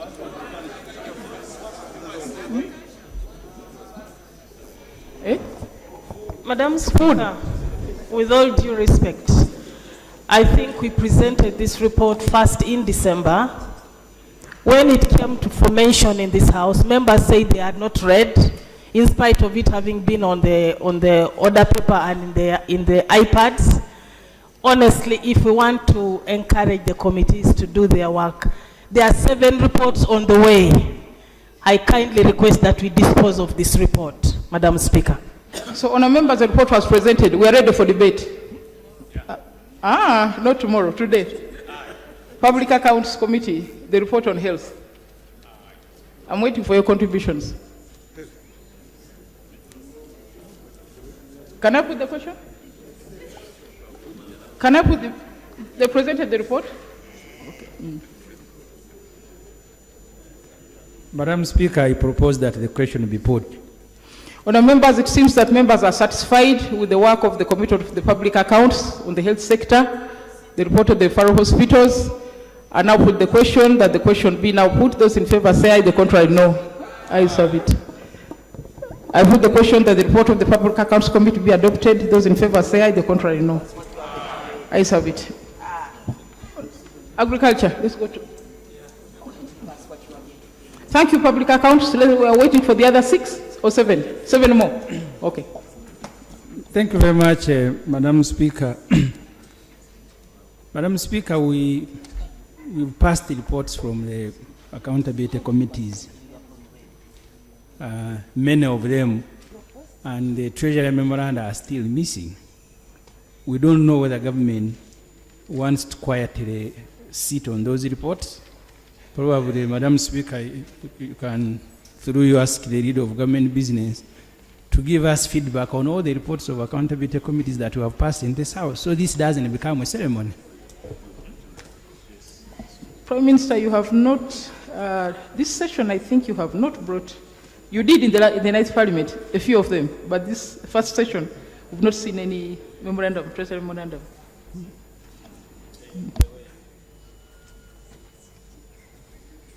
Right Honourable Speaker, it is the intention of government to put to optimal use the reports from the accountability committees, so we'll organize and inform the House and the Right Honourable Speaker as when government will come and state its position. Thank you. Okay, let's go back to item 3.1. I believe the Minister of Agriculture has come. I hope that members have copies. Honourable Minister, the issue of food is what people want to hear about.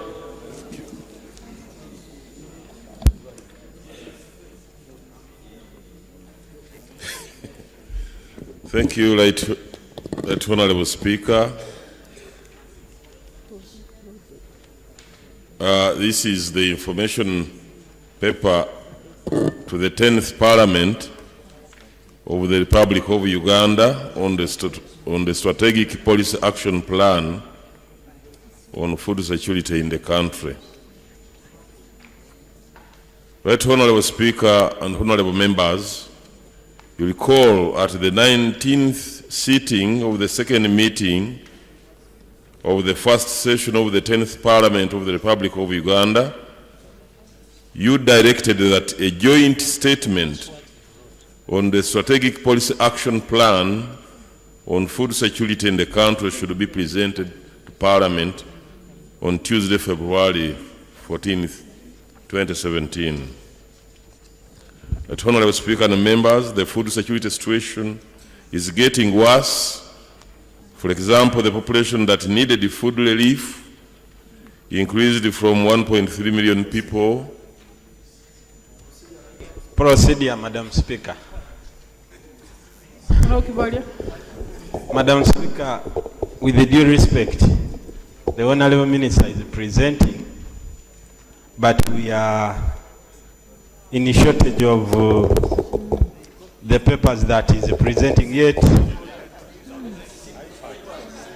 some of our iPads are not opening. So that when we saw those papers being circulated, we thought that is where we are going to read.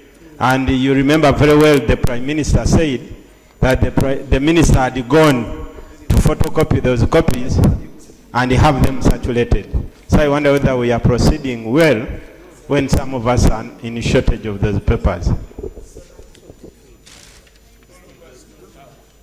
They're on the iPad? The Minister says they have been downloaded, uploaded. Yes. Now, if there's any defect, let the clerk check it. You know, this issue is so important. We've been waiting since September. Can we try to capture? It's on the iPad. Yes. Can we try to capture? I think that, you know, this issue is so important for the country. It's there, Honourable. Okay, proceed, Minister. Thank you, Honourable Speaker.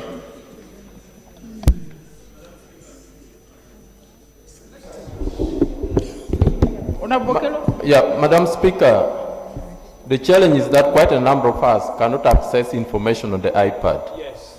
Madam Speaker, I think for close to 2 months now, my iPad has failed to access information.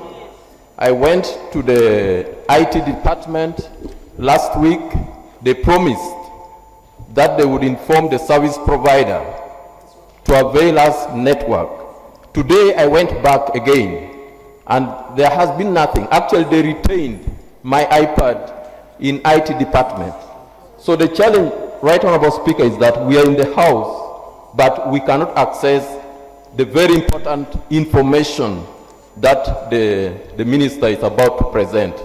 So a few of us could be having the privilege of accessing the uploaded information, but quite a number do not. Personally, I cannot access it, Right Honorable Speaker. I wish you could guide on this matter. Okay, how many members cannot access their, put up your hands, those who cannot. Hmm?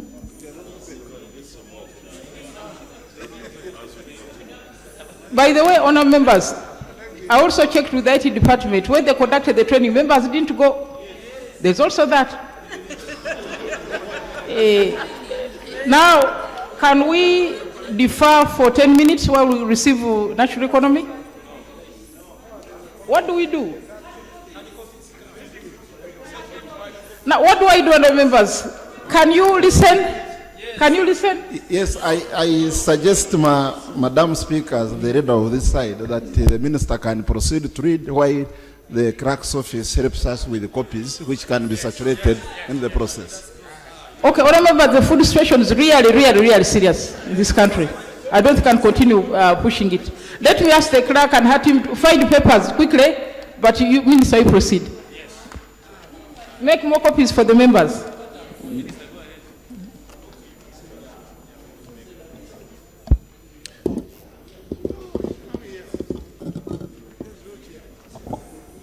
One copy for Honorable Kibaria.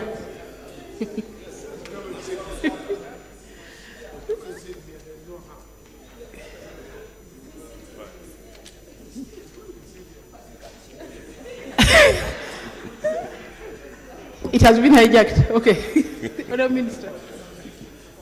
Thank you, Right Honourable Speaker. Right Honourable Speaker and Honourable Members, you recall at the 19th sitting of the second meeting of the first session of the 10th Parliament of the Republic of Uganda, you directed that a joint statement on the strategic policy action plan on food security in the country should be presented to Parliament on Tuesday today, February 14th, 2017. Right Honourable Speaker and members, the food insecurity situation is getting worse. For example, today, the population that needed food relief increased from 1.3 million people in November 2016 to 1.58 million people in January 2017. This situation requires urgent government intervention before it goes out of hand. Honourable Speaker and honourable members, you may also wish to note that the Honourable Minister of Relief, Disaster Preparedness and Refugees presented to Parliament an information paper on food security situation in the country. The Right Honourable Prime Minister constituted a multi-sectoral team comprising of the Minister of Agriculture, Animal Industry and Fisheries, Minister of Water and Environment, Minister of Trade, Industry and Cooperatives, Minister of Finance, Planning and Economic Development, and the Office of the Prime Minister, represented by the Ministry of Relief, Disaster Preparedness and Refugees, to prepare a strategic policy action plan on food security. The purpose of this information paper is to notify the honourable members on the magnitude of the food insecurity please mind about that sentence. Food insecurity situation in the country. 2, to notify you, Right Honorable Speaker and honorable members, on the strategic policy actions for the food security situation in Uganda, which is categorized as immediate, short, medium, stroke, long term, and to notify you that the strategic policy action plan on food security is costed at Uganda shillings 8.475 trillion for the next 4 years. Status of the food, water, and pasture security in the country. But Honorable Speaker and members, you are aware that under the general social and economic objectives, Part 14B and 22 of the Constitution of the Republic of Uganda, food and nutrition security is a fundamental right of citizens. The food security applies to a situation where all people at all times have access to sufficient, safe, nutritious food to maintain a healthy and active life, as by FAO, Food and Agriculture Organization, 1996. The current food security situation in the country is worrying, ranging between minimal and crisis level. The National Food Security Analysis Report of January 2017 is shown in the map attached and is based on 5 phases of food security.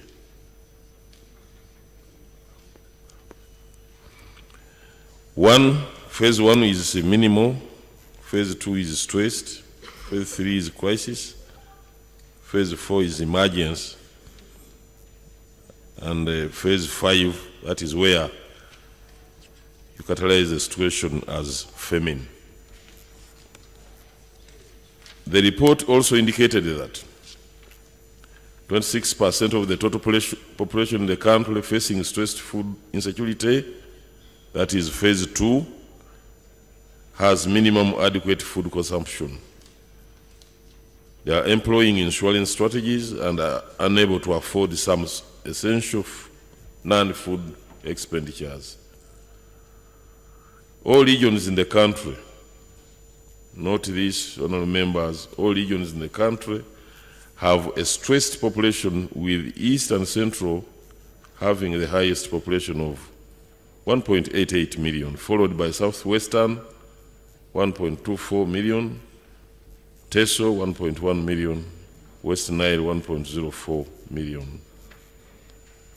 The 5% of the total population in the country under crisis, that is phase 3, has widening food consumption gaps with deteriorating dietary diversity and high malnutrition rates. They are found in the Central and the population affected is 0.58 million, Karamoja 0.212 million, Teso 0.2 million, East Central, in between East and Central 0.38 million, and Southwestern 0.31 million in those regions. The affected population includes the poorest households with poor food consumption score, low meal frequencies of up to 1 meal a day, and low dietary diversity of less than 3 food groups. The same report indicated that the total population that was in need of relief food stood at about 184 people. The sub-regions of Karamoja, Teso, Lango, Acholi, Bukedi, West Nile, parts of Busoga, Isingiro, Bukomansimbi, and Kalungu. The worsening food security situation is attributed to the effects of the 2016 La Nina event, which resulted into drought, causing reduced crop and livestock production. there has also been excessive sale of food, resulting in reduced household stocks and high food prices.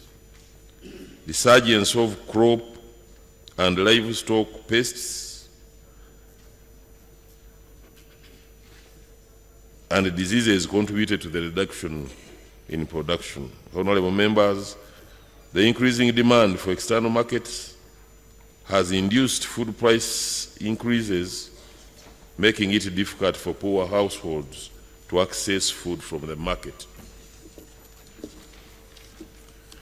Deteriorating water and pasture conditions, mainly in the cattle corridor, have resulted in migrations of livestock keepers, reduction in livestock production, and the increased spread of livestock diseases. Livestock keepers have been reported to migrate from Karamoja to Lango, Acholi, Teso, and Erigon, competing for pasture and water. The overwhelming influx of refugees from South Sudan has increased the demand for food and services in the Western Nile region.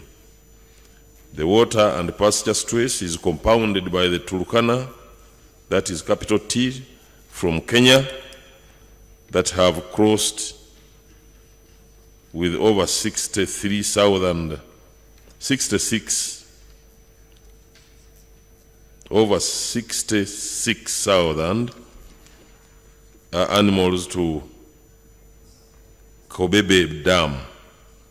In addition, the Topotha of South Sudan have also crossed to the dams of Kabongo district.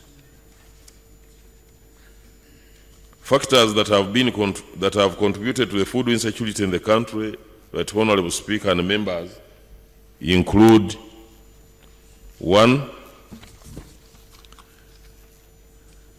honorable members may be aware that the agricultural development has stagnated mainly because of over-dependence on the rain. You are also aware of the frequent incidences of prolonged dry spells and floods in the country due to the impact of climate change. The current dry spell has continued to devastate most parts of the country since late November 2016, and rains are expected in southwestern Uganda in early and mid-March 2017, to the Lake Basin in mid-March to early April 2017. Northern Uganda and Karamoja, rains are expected in mid-April 2017. The rains in Karamoja will be below normal,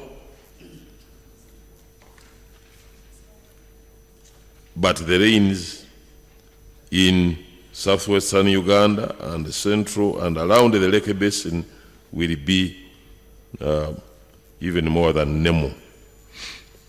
The weather forecast will be presented by the Minister of Water and Environment on Friday, 17th February 2017 in the Media Center.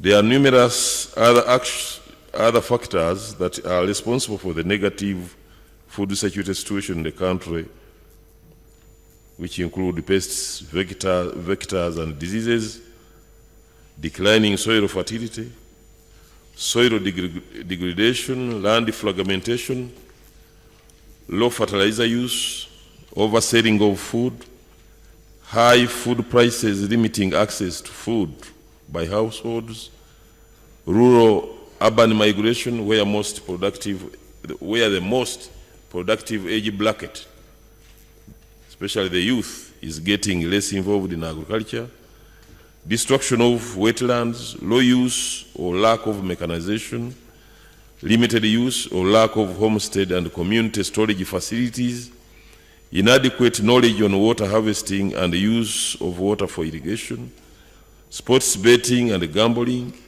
overconsumption of alcohol, and the negative attitudes towards work, among others.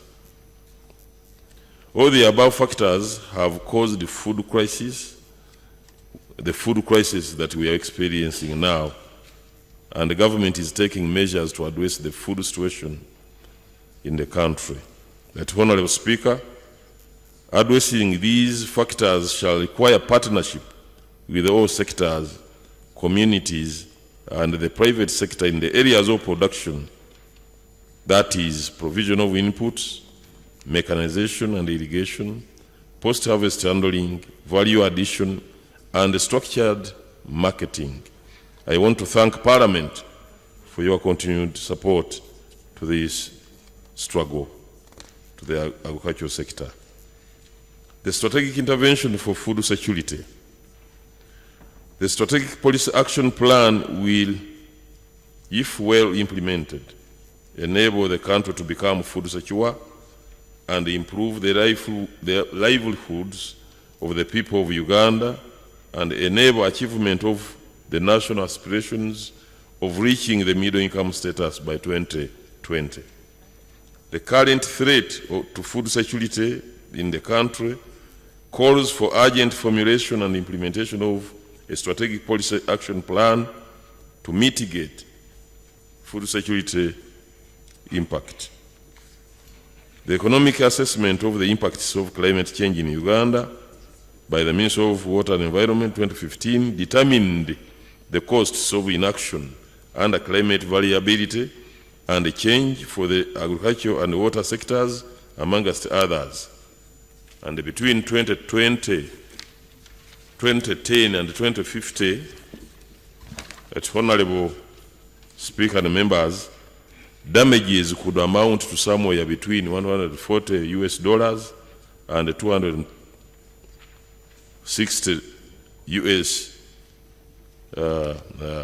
billion for these two sectors alone, of which irrigation accounts for 70% of the cost.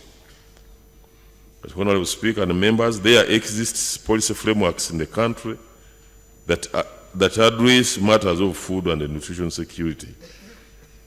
One is the 1995 Constitution of the Republic of Uganda, which recognizes the fundamental rights of citizens to food and nutrition security, the Sustainable Development Goals, the National Development Plan 2015-16 to 2019-20, the National Food and Nutrition Policy 2003, the National Agriculture Policy 2013, the National Water Policy 1999, the National Trade Policy, among others. The main objective of this action plan is to improve the availability, accessibility, stock distribution, and utilization of food, quality food for all the households sustainably in the country. The specific objectives and the strategic actions under this plan. One is to provide food and water to vulnerable households and communities through one, provision of food relief, two, provision of water services. B, to increase availability and timely access to quality agricultural inputs, which include seeds, fertilizers, fish fingerlings, livestock breeds, among others, through one, provision of seed, planting and stocking materials, and these include crops, pasture, fish, livestock, and horticulture. Two, supporting use and access to fertilizers and feeds. C, to increase availability and access to water for irrigation, to water for agricultural production in order to increase production and productivity. And this will be done through one, design and construction of dams and valley tanks for water, for water storage and harvesting. Two, procurement, stock acquisition of the new equipment and accessories for development and the construction of valley tanks, valley dams to be deployed at regional level countrywide. Three, it will also include the design and construction of micro and small scale irrigation systems and the water distribution and the water distributed to farms by gravity, solar, wind, and electricity grid technologies. It will also include design and construction of medium and large-scale irrigation systems. We shall also do design and construction of mega irrigation systems for bulk water storage. Catchment planning and watershed management will be emphasized, and soil and water management. D, to increase availability, use, and access to agricultural mechanization. And this mechanization will include equipment, machinery, implements, technologies, components, assembling, and local manufacturing through 1, provision and promotion of local manufacture of hand hose, implements, and tools. 2, support the use and training of the communities on animal traction and power technology. Point of procedure, Honorable. Right Honorable Speaker, I patiently listened to the Minister right from page 1. In fact, I started reading the document before he started reading it himself. And we have now come to the end. I've even looked at the table. The Minister appears to be reading a document prepared by consultants giving a theory of what the sickness is and what needs to be done. But what the House is expecting is, one, to diagnose the problem. And I think you did very well by saying this one is extreme, this one is stress, this one can be handled. Now, I expected the Minister to come and tell us, because we already looked at some of the money which has already been disbursed for emergency relief.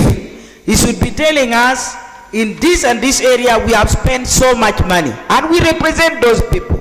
We'll be able to tell you, yes, we received the money or not.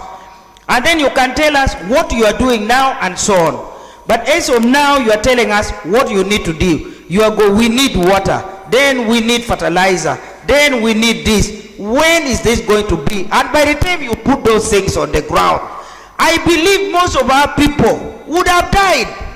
So can you tell us, as members of parliament, who are supposed to make sure that the emergency is handled to save life, what is it you are telling us in this paper which is going to save life of people who are watching us right now, talking about the emergency? Right, I've been so patient, I've really listened, and I try to right, Honorable Speaker, is it procedurally right for this minister to continue, or do you give him another chance? Maybe he uses another consultant? Right, Honorable Speaker, are we proceeding properly? Thank you.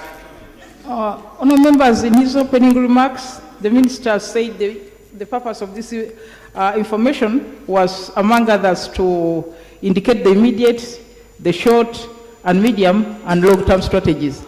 I think he's building towards that.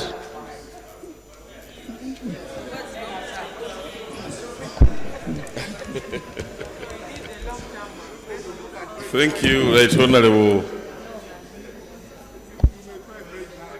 And I'm coming exactly to that.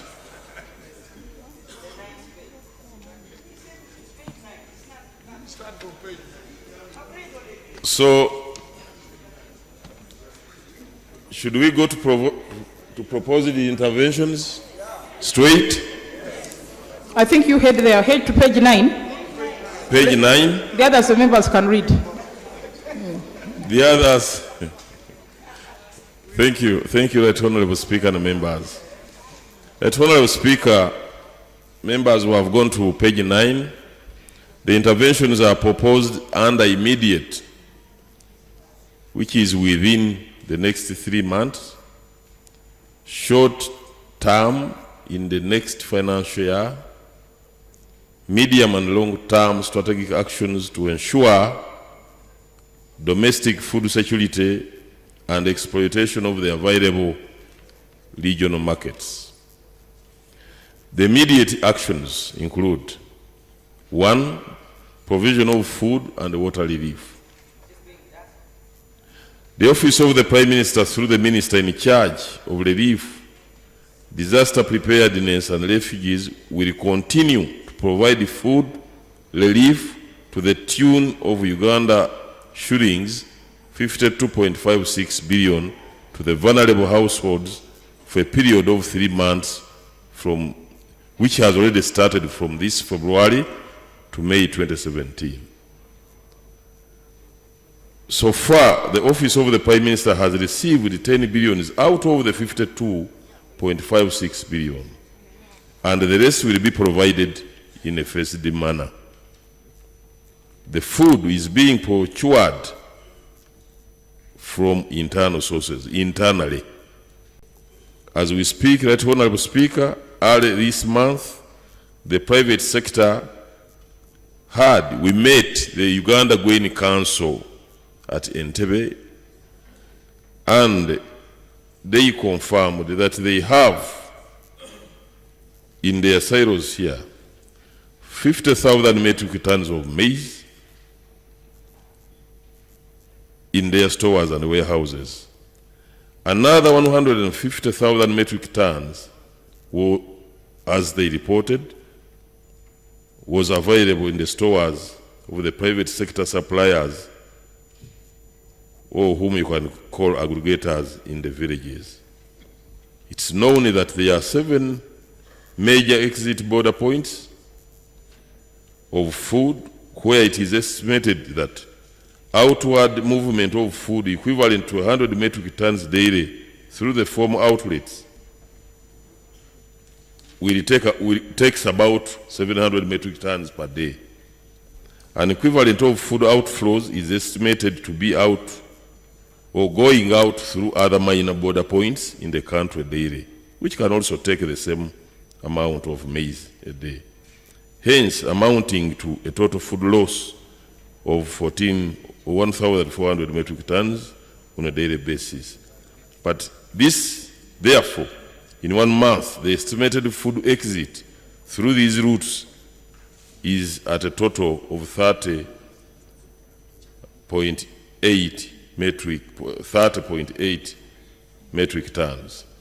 So the above explanation is clear that, or from the above, it is clear that the country can sustain its food security and the exports of food to the region.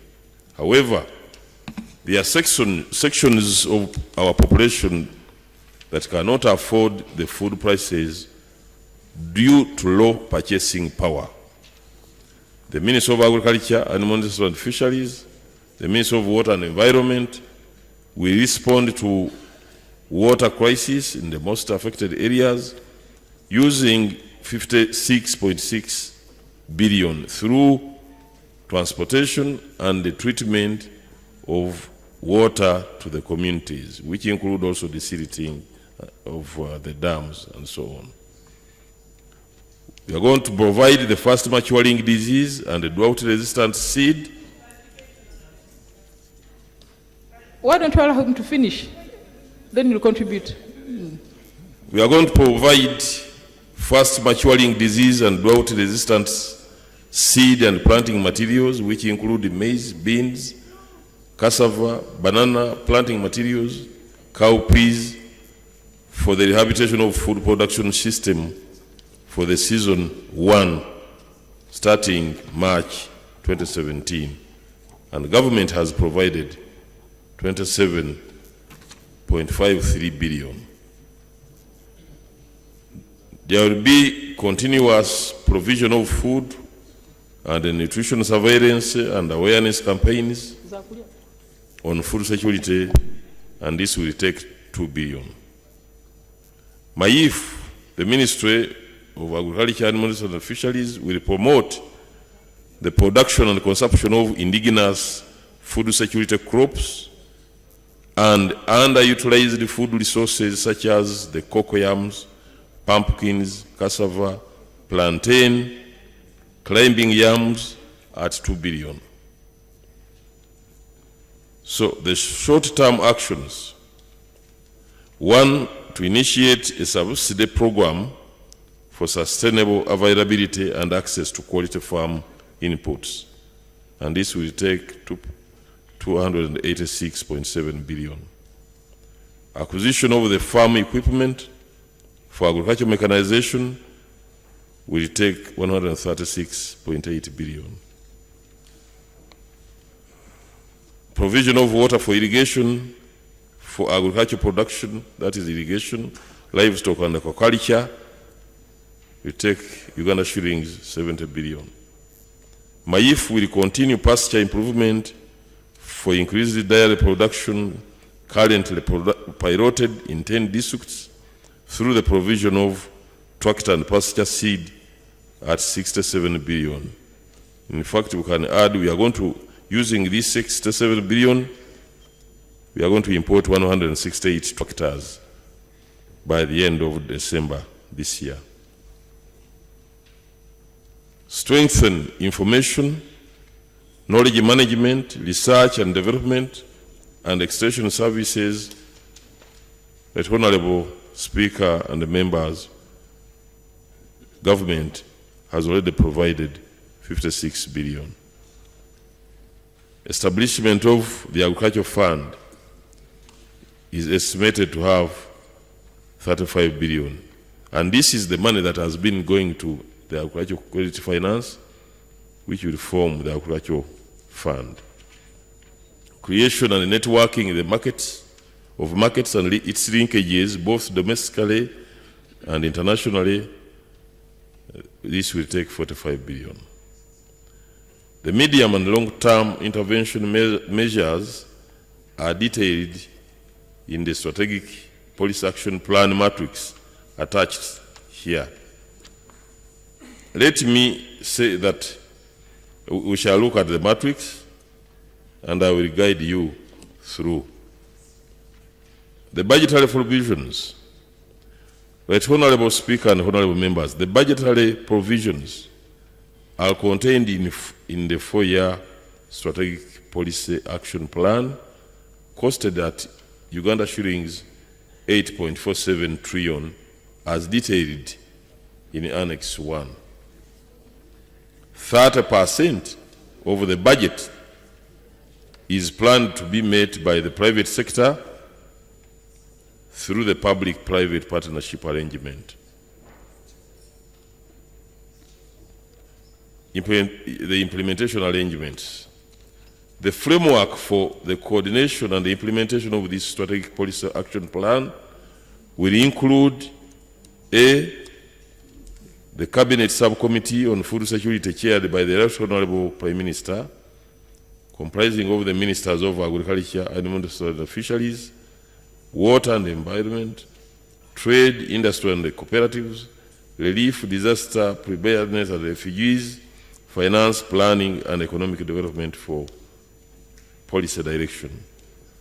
B, an interministerial technical committee chaired the PS MAIF, that is Minister of Agriculture and Minister of the Fisheries, also comprising of the permanent secretaries and senior technical officers from the Ministries of Agriculture and Industry and Fisheries, Water and Environment, Trade, Industry and Cooperatives, Relief, Disaster, Preparedness and Refugees, Finance, Planning and Economic Development.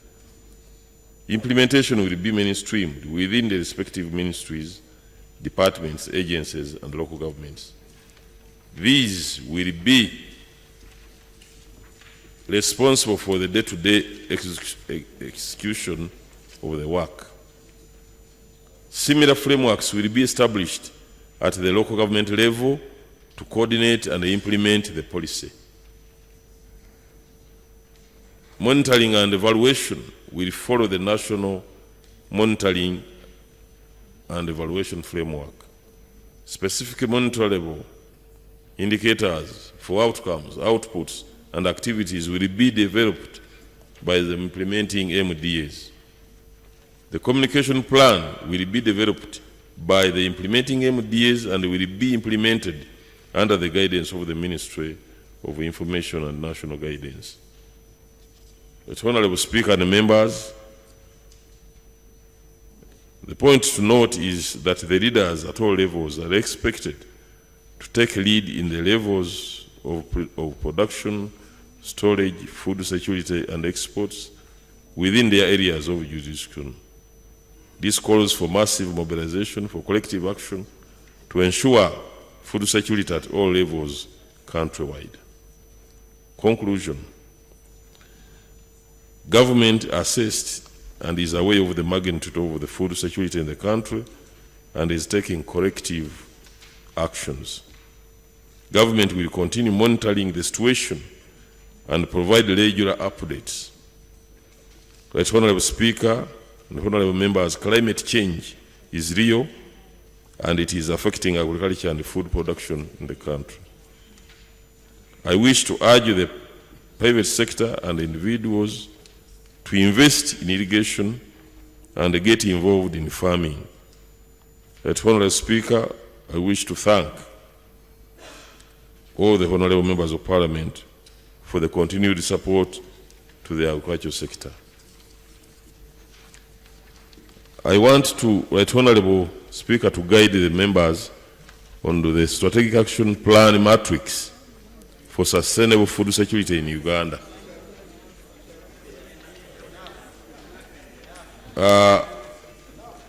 We want to allow me to brief, I will not go through it, but at least the heading at the top, Right Honorable Speaker, we have the strategic intervention in the first column, the actions that are required for that intervention to be implemented, the responsible institutions, the money that has been budgeted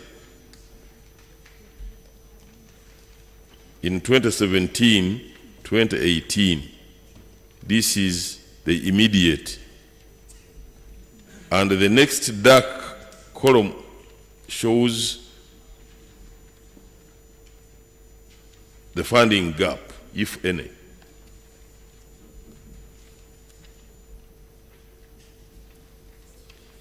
The available funds, and the next is the funding gap. But because this was for emergence, government had to look for money, and this is the money that government has mobilized.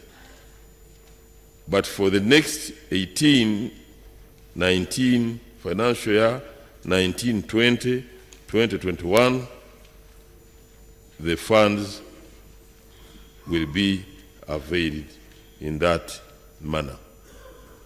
Right Honorable Speaker and members, I want to submit. Thank you very much, Right Honorable Speaker and members. Okay, thank you, Honourable Minister.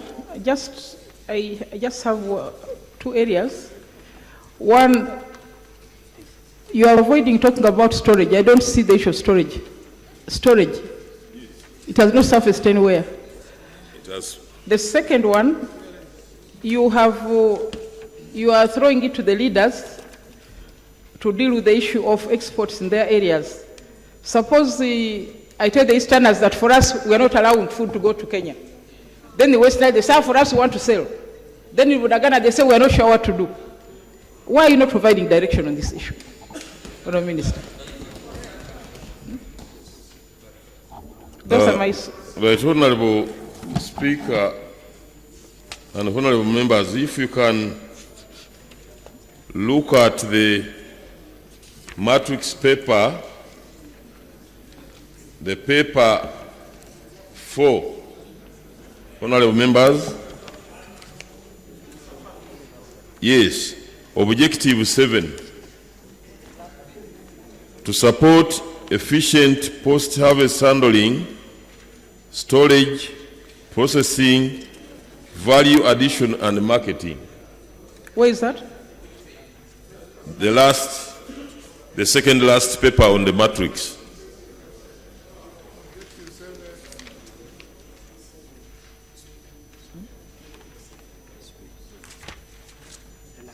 This one?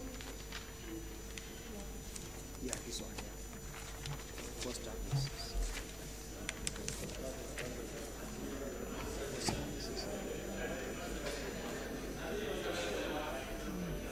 Se 7.1. Thank you very much. 7.1. The plan is to support post-harvest handling, value addition, marketing, storage infrastructure, and storage facilities for 2.5 million households.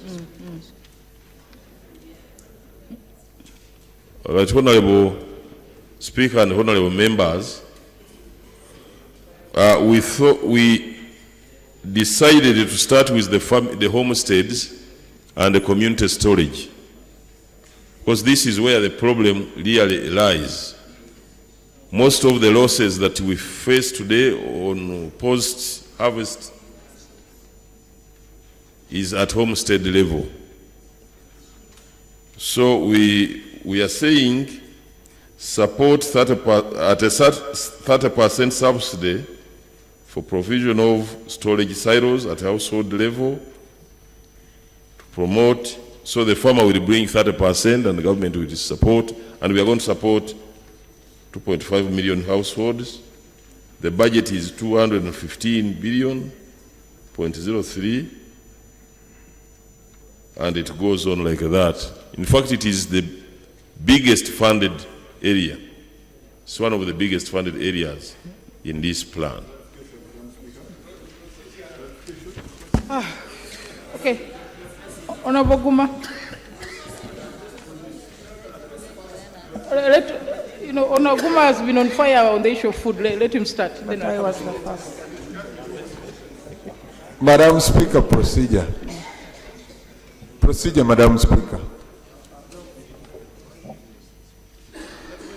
Madam Speaker, in the interest of what we are going to debate, Madam Speaker, Honorable Kakoza, respect is the procedure. Madam Speaker, I'm called Major Guma, I come from Uganda. I've read Honorable Sempija's document. First of all, on the outset, Honorable Sempije, you have a problem. You have a gigantic problem, and the country has a problem, and we do have a problem. Because if you read through this document, you clearly see no coherence of presentation of issues. Absolutely a document that does not come out in a specific manner of addressing the problem.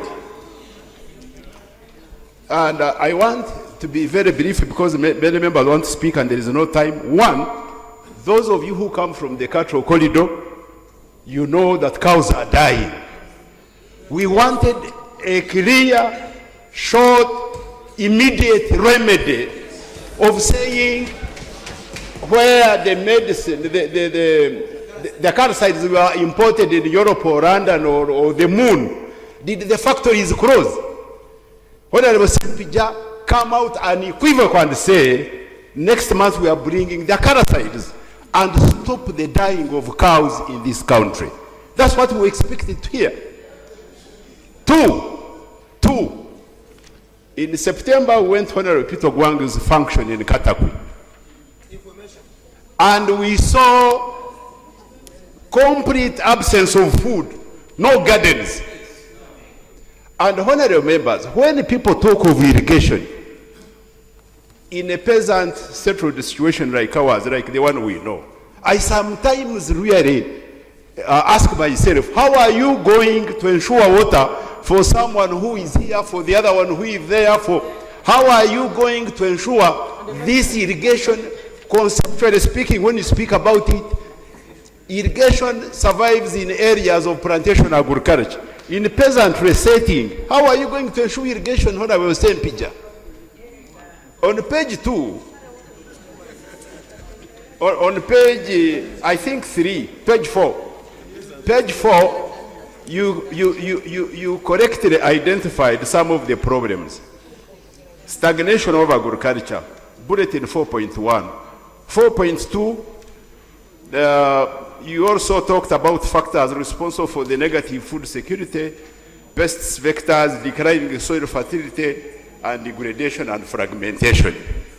When you come to prescription of how to address these problems, the answers are not satisfactory. Your answers really are lacking. You are talking of sports betting. By the way, I will request the indulgence of the Speaker at an appropriate time to come out with a paper about this sports betting in the country. You do not, throughout your whole paper, come out to tell us how to address it, and even how to address mechanization. You talk of valley tanks.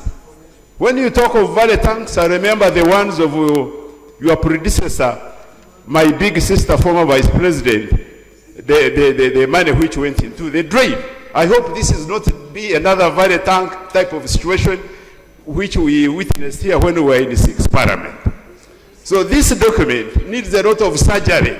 I don't want to talk too much to each time, but it needs a lot of surgery and proper chronology of how to address the problems. Food is being bought and externalized by Kenyans, by Tanzanians. I don't want to sound an East African, but food is being taken, the little food that is there. What measures are there to stop the hemorrhage? Information. Just finish. Yes, let's go there, and then, yes, and then Honorable Kamateka. You... Thank you, Right Honorable Speaker. No, let him first. Procedure, Madam Speaker. Procedure, Madam Speaker. I'll come to you, Honorable Kakoza. We're here in the middle. Then the cows in Gomba. Even in Nikamuli. Information. Yes. No. There's someone on the floor. There's someone on the floor. He's on the floor. You can't give information from the air. No, please. Yes, speak. No. Thank you very much, Madam Speaker. You're on the floor. Procedure, Madam Speaker. Etuka Isaac. Madam Speaker, procedure.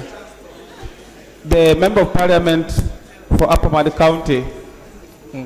Madam Speaker, I thank the Honorable Minister for the report he has given for us, but as said, it has a lot of things lacking, and there is no clear answer as to what we are going to do to save our people. Madam Speaker, 2 weeks ago, we were for a regional meeting with the refugee hosting communities, and it was found that instead of United Nations High Commission for Refugees giving food as it used to be, the implementing agencies now give money for these refugees to buy food in areas where there is in fact no food. The locals don't have access to food, and the refugees are given money now to buy food from the very scarce source. Madam Speaker, it has increased the state of famine in this area.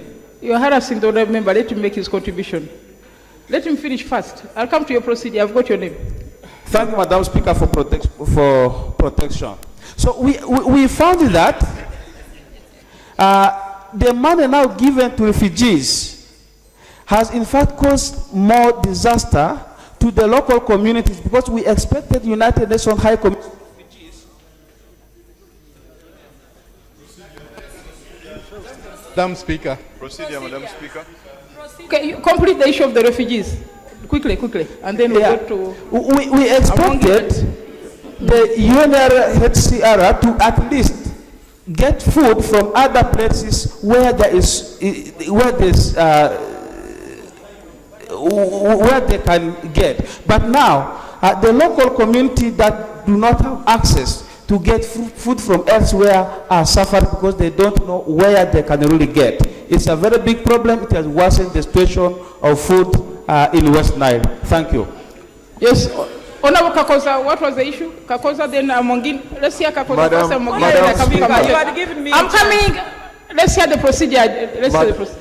Kakoza, Honorable Kakoza, and then Mongin, and then I come to Kamata. I'm coming. Let's hear the procedure issue. There are too many procedures here. Yes. Madam Speaker, I've listened to the minister, but the intention of the Parliament was the immediate remedy of what is happening. What is reading in this paper? It has been given to us as a national strategic plan for 4 years, not the action plan today. The current situation which is prevailing is people who are dying now. If he doesn't have money, what dissolution can we take to prevent that situation to happen? But what is read here is the extract of the policy statement within the national budget framework paper of 3 years, 4 years.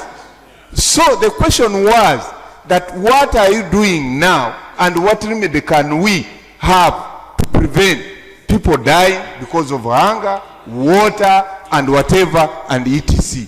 It's not that, that's the question. That was the intention of the question. Jackie Amongin, then Ogenga, and then Jova. Jackie Amongin. Thank you so much, Right Honorable Speaker. Right Honorable Speaker, I'm standing on a procedural matter.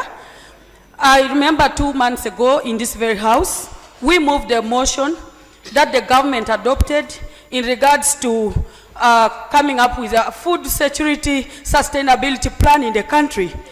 And among the resolutions and the prayers that were adopted by government were very clear: short-term, mid-term, and long-term. And these resolutions I expected today the Honorable Minister, when he is presenting, to have looked at those resolutions that were adopted by this House and giving us a way forward on how to address those resolutions that were adopted in this House. Right, Honorable Speaker, when you look at this paper that the Honorable Minister has presented to the House today, it's very much lacking in regards to the prayers that this House adopted. One, on short term, we had resolved that the House, the interministerial meeting be immediately, as a short-term remedy, convened between the Ministry of Agriculture, the Office of the Prime Minister, the Ministry of Water, and the Ministry of Finance, and Disaster Preparedness, that is OPM, to resolve on particular issues. One was in regards to areas that are in dire need in terms of supporting them with short-term strategies like relief items. And those areas should be represented in this Parliament. I have not seen that in this report. Two, we also said food relief is not sustainable. That's a short term. In a long run, the Ministry of Agriculture should come up with clear and concise measures in terms of addressing issues to deal with irrigation instead of waiting for rain for a whole year. Right, Honorable Speaker, the ministers just presented here the reasons why there is food scarcity in the country. One of it being negligence. But I don't think that is the situation, because all along, Uganda has been a food basket to most of the neighboring countries. We have been having a comparative advantage in agriculture. Today we are talking about climate change. I expected the Minister of Agriculture to come here to tell us, in case there is no rain in Iteso, in case there is no rain in Karamoja, in case there is no rain in northern Uganda, what strategies have we put in place in a short term to address the calamity so that people can continuously do. Professor Ogenga and then Honorable Kamateka. Thank you. But there's no one on the floor. You can't have an order. There's no one on the floor. Yes. Yeah, thank you, Madam Speaker. Madam Speaker, when I got a copy of the statement of the minister, I made reference to what was in the order paper, and I made reference to the day you directed him to come with a report. Madam Speaker, we have a very serious problem. The country has suffered drought that has no precedence. I'm 64 years old. I don't know of any situation in this country where nearly every part of the country has suffered drought. What we expect is that the minister, as we had requested, would come with a simple position paper. First of all, to clearly quantify the extent of the challenge.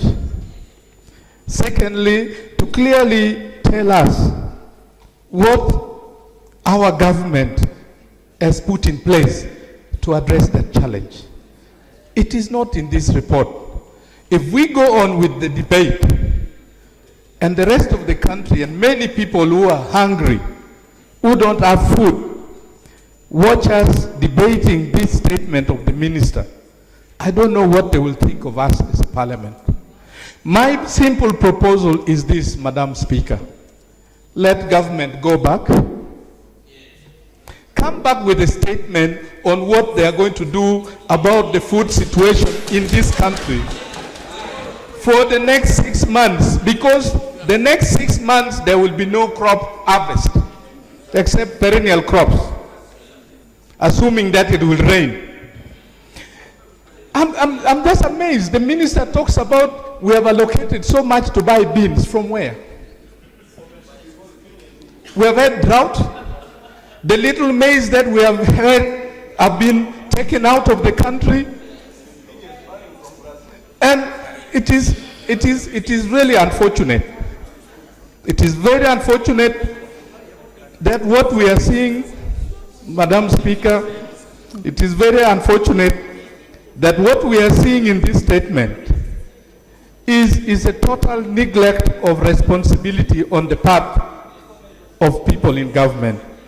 And I beg that we don't even honor this document with a debate and ask government to come back with a clear report on what they are going to do in the next 6 months to address the food shortage situation in this country. Otherwise, Honorable Kamateka, then Robina Rakojo. Thank you, Right Honorable Speaker. I want to thank the Minister for the statement and to thank my colleagues who have expressed what we really expected the Minister to come up with. First of all, the Minister told us right from the beginning that all parts of Uganda have been affected by the drought. But then he said that the ministry will continue, that government will continue to give relief to households which are in dire need. And I wanted to ask the minister, which are these households? Have they been identified throughout the country? Have they been identified? Or we are just looking at pockets of places in this country and assuming, yes, this is where households in dire need are. We need that. We thought that the minister would come and tell us, so far we are supplying relief in so many households in Uganda in such and such parts. Secondly, Right Honorable Speaker, as my colleagues have said, and as the minister said, he rightly pointed out that we are able to feed ourselves, but some of the food is being exported outside. What are we doing as a government to ensure that this food does not go out? As Honorable Amoding said, Jacqueline Amongin said, this House pronounced itself on what should be done. The Honorable Minister says that there will be an interministerial committee. We thought that this interministerial committee should have been formed long time. We've been with the drought for several months now. What is it we have been doing? Why are we still allowing food to go out? Why can't the Ministry of Agriculture sit with Ministry of Trade and the Ministry of and the Prime Minister's office and agree on an immediate strategy? Right, Honorable Speaker, what we are crying for is immediate workable solutions that will stop our people from dying. I beg to submit. No, Rakojo. Let's go to Gomba. We're in Gomba. Thank you, Madam. Let's hear from the Kato corridor. And the Kato corridor, please. Honorable Rakojo is on the floor. Just give her a chance. Madam Speaker, thank you very much. Thank you very much for this opportunity. I'm coming out to speak for the people within the Kato corridor. We are suffering so much. Actually, in my constituency now, whenever the constituents see me, my name has become synonymous with a request for water or for water bowsers. We don't have water, and we need desilting of our existing dams as a stopgap measure. What we are looking for are priorities within priorities. Some of the dams exist, but they need to be desilted before we get new dams. We could also have bowsers given to us, which we could use. And I looked at the table on 1.1. Only one bowser was brought to Gomba, not more than one, but it's already gone back and people still need it. You find that the crops which are in the gardens have dried up and instead are being given to the animals to eat, which wasn't the actual aim for which they were planted. The cows are getting sick because they all collect at one water point, and so the ticks continue spreading. And so we are really badly off. We are looking for first aid in terms of agriculture, for priorities within priorities like I've stated. And Mr. Minister, although this is a commendable document, it can't work for now. It will find our cows dying even more and our crops will have dried up completely. We need immediate intervention. Thank you. Okay. Honorable, yes, Honorable Nwagaba. Yes, thank you, Right Honorable Speaker.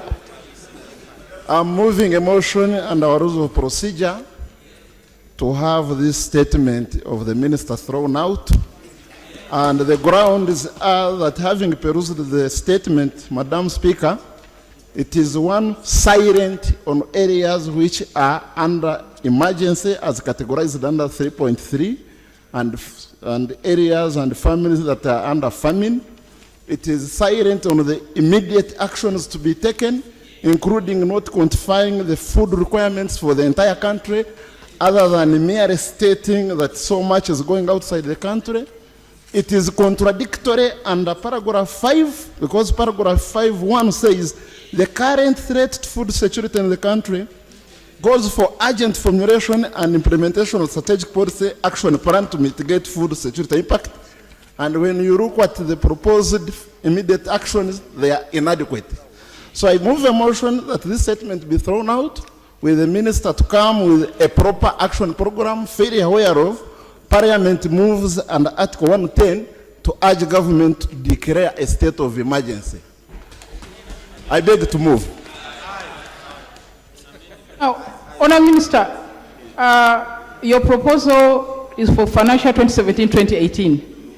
The members' interest is financial 2016-2017. That's what they want you to address. The period between now and July, that's what they want to hear, not the other long-term plans.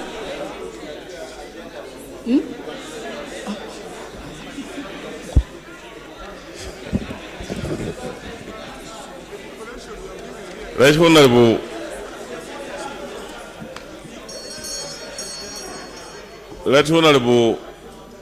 Right Honorable Speaker, first of all, I appreciate the concern, but I also want to remind the honorable members on what we agreed on the last time the Speaker instructed me to go and bring an action plan, a comprehensive action plan. It was not only for short term. It was for short and longer term. short, medium, and long term. Now, for short term and immediate, let me explain, Honorable Member. I'm also concerned the same way. In fact, sometimes even much more concerned. When we go to page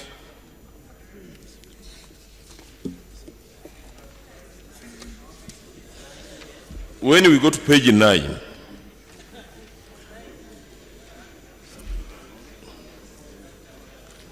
(6.2),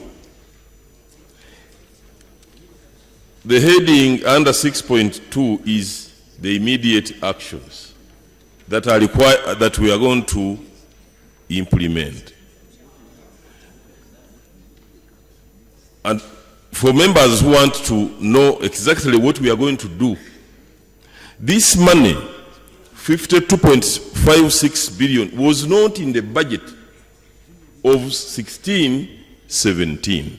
This money has been mobilized by government to handle the issue of relief. That is one. We go to 6.2. Let me inform you, sir. We go to page 10. Honorable Minister, a small clarification on that very 52 billion shillings. No, you see, you informed this House, Honorable Minister, that of the 52 billion shillings, already 10 billion has been released. Yes. And we are aware about it. What have you done with that 10 billion shillings? How much food have you supplied? How much more do you need? And how immediate are you going to receive the balance to save Ugandans? That is what we want to hear. Yeah, thank you, Right Honourable Speaker. Further clarification from Additional yeah, thank you.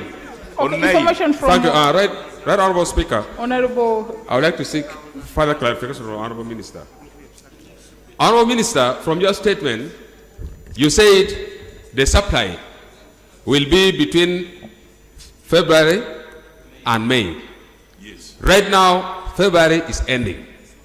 Can you tell us what plan do you have and what we are going to do exactly in February? And as I speak now, people are suffering, people are dying. We need immediate intervention. What are you going to do in February, which is ending almost? Honorable Sengo, let's hear Honorable Sengo and then the Minister comes. Honorable Sengo. Additional on page 9, Right Honorable Speaker. The Minister is talking of food that is going out.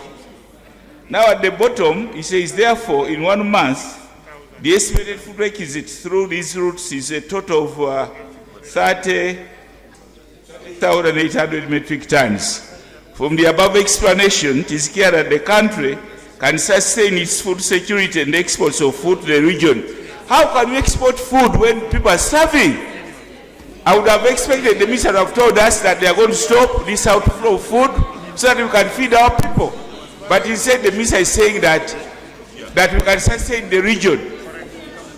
Honourable members, that's why I took issue with the proposal on page 12 that leaders at all levels are expected to take lead in the levels of production, storage, food security, and export within their areas. I don't know whether I'm supposed to deal with exports in Maraba, or I do it in Kitgum, or I do it in Arua. I don't know why government is running away from this. I understand. Bite the bullet and tell us what to do. I understand. Procedure, Right Madam Honourable. Procedure. Right Honourable Speaker. Madam Speaker, procedure. Let him finish. Let him finish. Right Honourable Speaker. First of all, the 10 billion out of the 52, this 52 billion that has been earmarked, of course, is going to be released in phases up to May. And we agreed that this money will sustain the vulnerable families up to May. Now, the mistake, let me come, please. Order, Madam Speaker, order. Order, Honourable Oyet. Point of order, there's a point of order. Madam Speaker, thank you for giving me this opportunity. I rise on a point of order. Madam Speaker, yesterday I watched very carefully the NTV News, which was actually showing us the situation on the ground. In Karamoja, people are taking boiled water without any food substance. The older ones have resorted to taking cigarettes as a way of addressing the situation on the ground. The children are dying because of lack of food. And now the minister is here telling us that what they have is to cater for the vulnerables. I want to know and then demand as a point of order, is it in order for you to neglect the people of Karamoja who are dying, taking boiled water in the name of not being included in your term of vulnerability? Are you in order? I don't think he had given us the areas. Maybe it is one of them. He hadn't named the areas. Procedure, Madam Speaker. Clarification, Procedure. Madam Speaker. Madam Speaker, procedure. Madam Speaker, procedure. Honorable Speaker, I have the list Procedure, Madam. of areas that have been supplied by the Ministry of Disaster Preparedness. The list is available. You know, I can accept that, Honorable Speaker, Honour Minister, the problem... to bring it on Tuesday.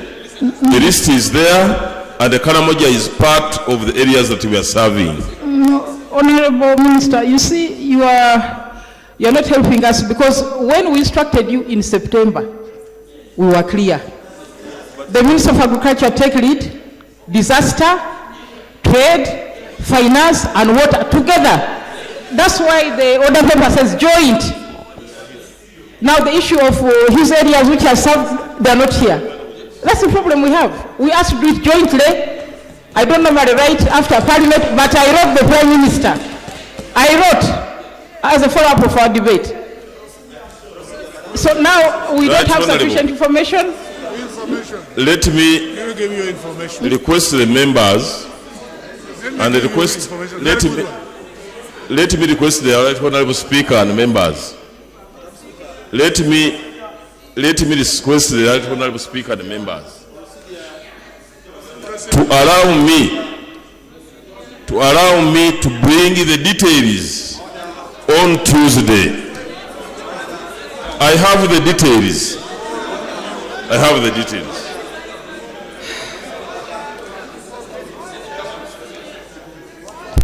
Government people.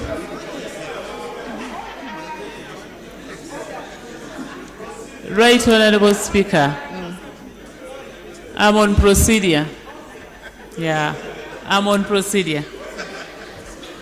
Right Honourable Speaker, first of all, I want to thank the members of Parliament for their submission and input. We are all interested in making sure that Uganda is food secure.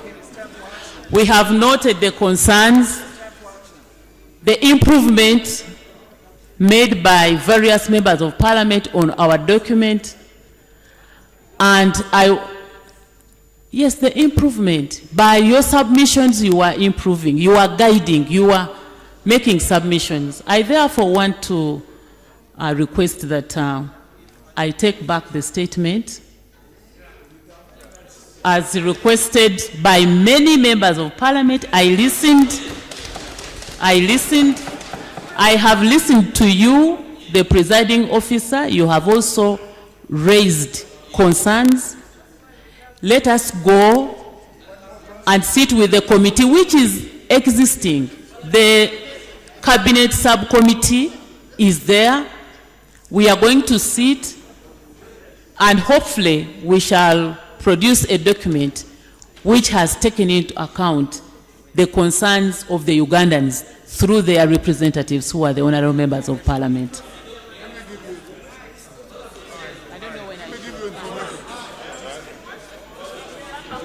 Unfortunately, And we'll come back on Tuesday, Right Honorable Speaker. I give you information. Debate will defer to Tuesday next week, but please, we want a complete joint, not to say you are filling in the gaps. Joint. It must reflect your presence. Yes, must reflect. Right Honorable Speaker, we are doing it jointly, and I'm a witness to some of the meetings where I attend. The Ministry of Trade, Agriculture, Office of the Prime Minister, where we have disaster and refugee, we are doing it jointly, and Ministry of Water, and that's what we are going to do, continue doing, Right Honorable. Okay, debate deferred to next week. Debate deferred. On what? There's nothing on the floor now. Carter, what is eating you?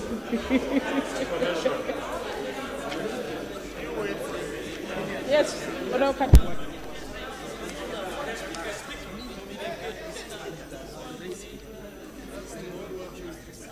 Madam Speaker, I'm well aware that your intelligence has already prevailed that this debate must be deferred.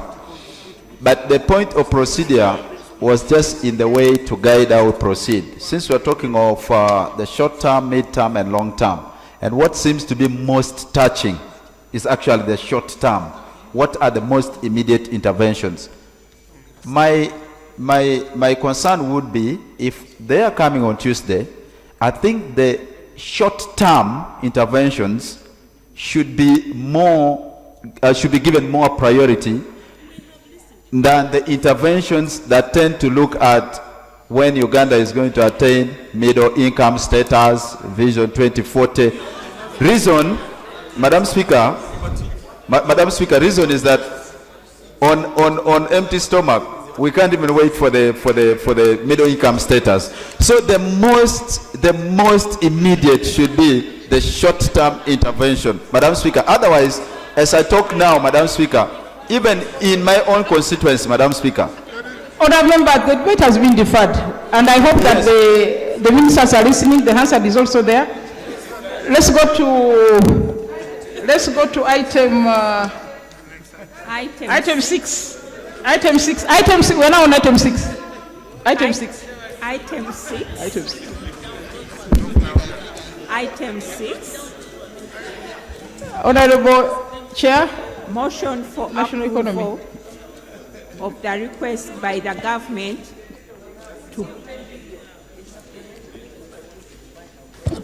let them report next. They report next week. Madam.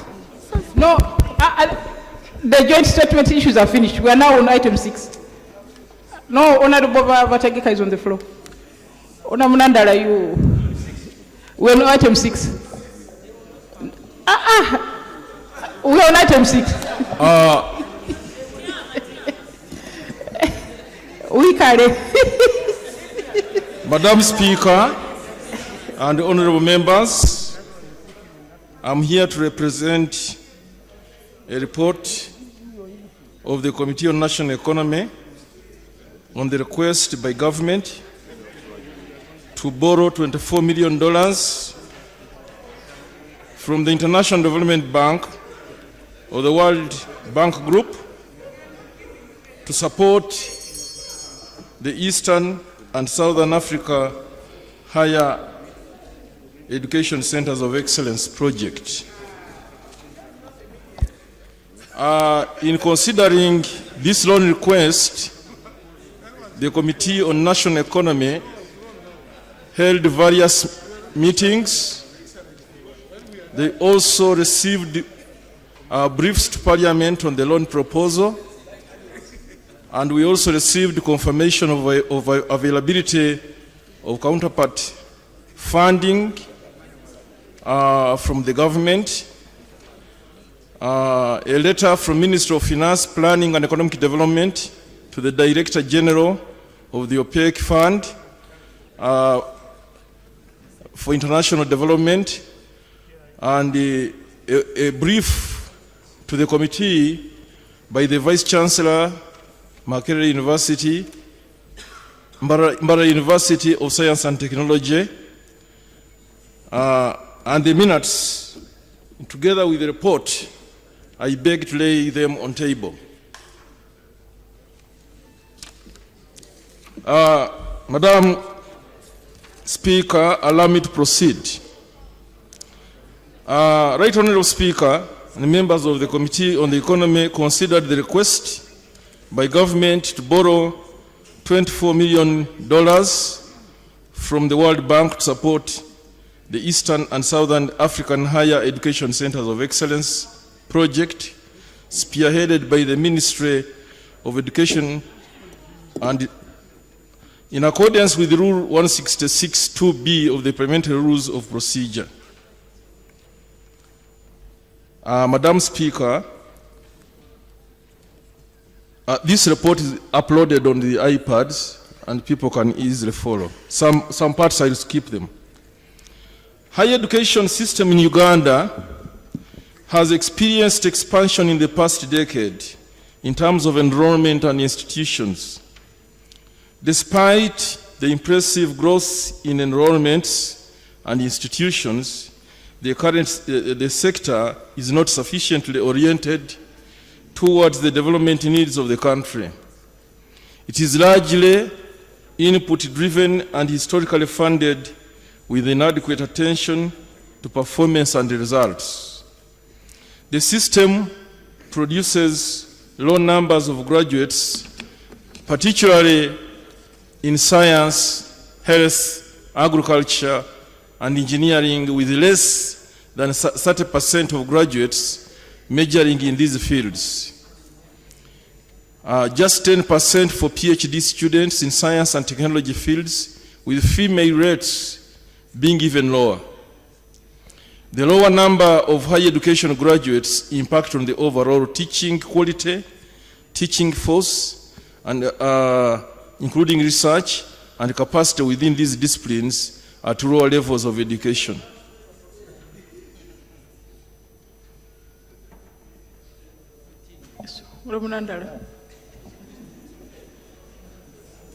Thank you very much, Madam Speaker. Madam Speaker, we're about to make a major decision to borrow. And if I look at the House, Madam Speaker, today is 14th of February, and it is this day is called Valentine's Day. And the majority of us have left our red ties at home and the red skirts. Madam Speaker, wouldn't it be procedure right that you allow us to go and put on those ties so that we can deal with this report tomorrow?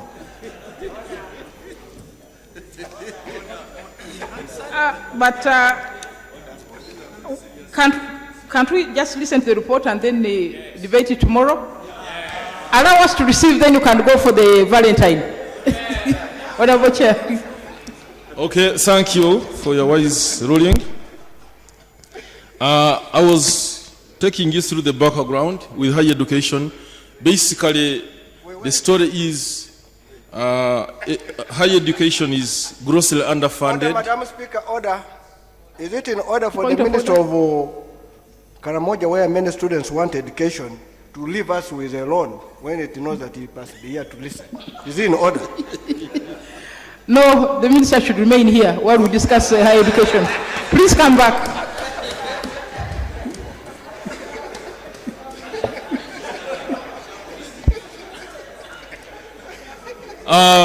Higher education quality in Uganda is also undermined by the low pace of faculty capacity development and qualifications. Many universities in Uganda do not have sufficient number of qualified faculty, which in turn prevents them from providing relevant higher education. And the key issue there is relevant training and research mentoring. They are constrained by the small number of PhDs produced each year who are candidates for faculty recruitment or to lead research hubs or centers. To ensure high quality in higher education and research, the production of masters and PhDs must be increased. Independent research capacity is extremely low. Most of the research outputs in Uganda are produced with international collaborations. Only 30% of publications in Eastern Africa and 20% in Southern Africa are the result of national or regional collaboration. Though international collaboration is important, Madam Speaker, it may result in the research agenda being driven by the international partners, including their interests. Regional collaboration on common development problems remain the most efficient way of solving the regional development challenges. Regional cooperation, however, is impeded by low researcher and staff mobility, staff leading to insufficient cross-regional collaboration for addressing development challenges. The limited engagement with the private sector is reflected in the mismatch between the labor market needs and competencies of graduates. Despite the fact that enrollment in higher education has been on the rise in the region, business surveys continue to highlight that firms cannot find sufficiently skilled workers, particularly those with scientific skills. An example is the growing but unfilled employment need in sectors such as extractives and railways. The lack of engagement between industry and universities also hampers innovation. As universities have limited engagement with industry, industry has little confidence in the capacity of universities to generate graduates as problem solvers for their specific problems. The barriers to university-industry linkages include the lack of universities, knowledge of industry needs, as well as the industry's lack of knowledge of the university's research capacity, limited knowledge of how to engage with the industry, and lack of capacity to broker agreements or contracts with industry, and lack of knowledge of how to showcase research outputs and implications. The African Center of Excellence project is a regional project involving 8 countries, namely Ethiopia, Kenya, Malawi, Mozambique, Rwanda, Tanzania, Uganda, and Zambia.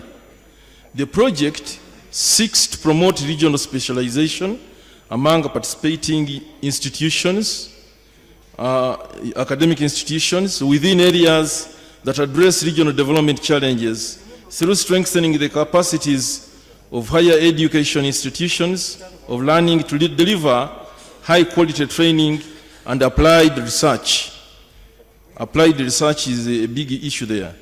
The higher order objective of the project is to meet the demand for skills required for Africa's development, such as skills for the extractive industries, agriculture productivity, among others. That's a big matter. Furthermore, the project will contribute to the strengthening of the best African institutions of science-based education in areas such as science, technology, engineering, and mathematics, health and agricultural sciences. All the above interventions under the project will greatly contribute to addressing the above highlighted challenges facing the higher education system in Uganda. Regarding the objectives of this project, Madam Speaker. Honorable Chair, I think that we have had justification. Just got the components and the observations. Okay. Project components, the rest you can read. I've left project linkages to the country strategy. Basically, this project has 3 components. Component 1, which takes a lot of the biggest proportion of money, is to strengthen African centers of excellence.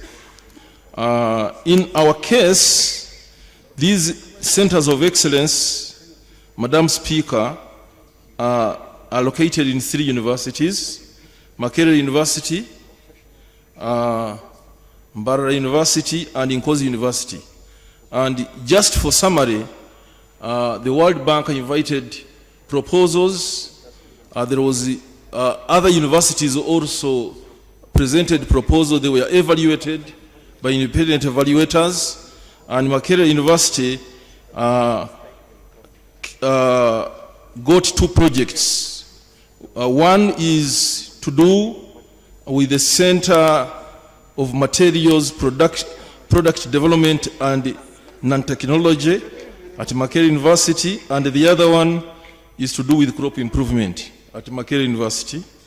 And the other one was at Mbarara University of Science and Technology to do with farm biotechnology and traditional medicine center. And the third is Uganda Matters University, where one project was successful, the African Center for Agroecology and Livelihood Systems.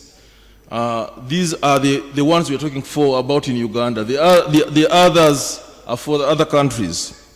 The second component of the project is capacity building support to African centers of excellence through regional interventions. That will take little money, about $3 million. And the third intervention component is facilitation, coordination, and administration of the project implementation, which is much small, which is also about $5 million. So most of the money is to develop capacity of these institutions. Madam Speaker, allow me to move to financing, project financing. The overall regional project cost is estimated at 24. So the overall regional, not national, is US dollar 148 million, of which the World Bank has agreed to avail to Uganda 24 million. The Uganda component is 24 million. And the other countries, I think the financing for those other countries don't concern us here, but you can read. So the loan amount is 24 million. The maturity period is 38 years, including grace period of 6 years. Commitment charge is 0.5% on any withdrawn credit balance, and service charge is 0.75% on withdrawn and outstanding credit balance. The current debt situation of the country. The loan will, of course, increase our Uganda's total nominal public debt that is currently standing at US dollar 8.5 billion as at the end of June 2016. External debt contributes 60% of the total debt, while 40% is domestic debt. The debt sustainability analysis conducted in November 2016 revealed that in both the medium and long term, Uganda's public and publicly guaranteed external debt is sustainable, standing at below 50%. So we are debt distressed, but this will not make us fail to manage our debt. The committee observations and recommendations.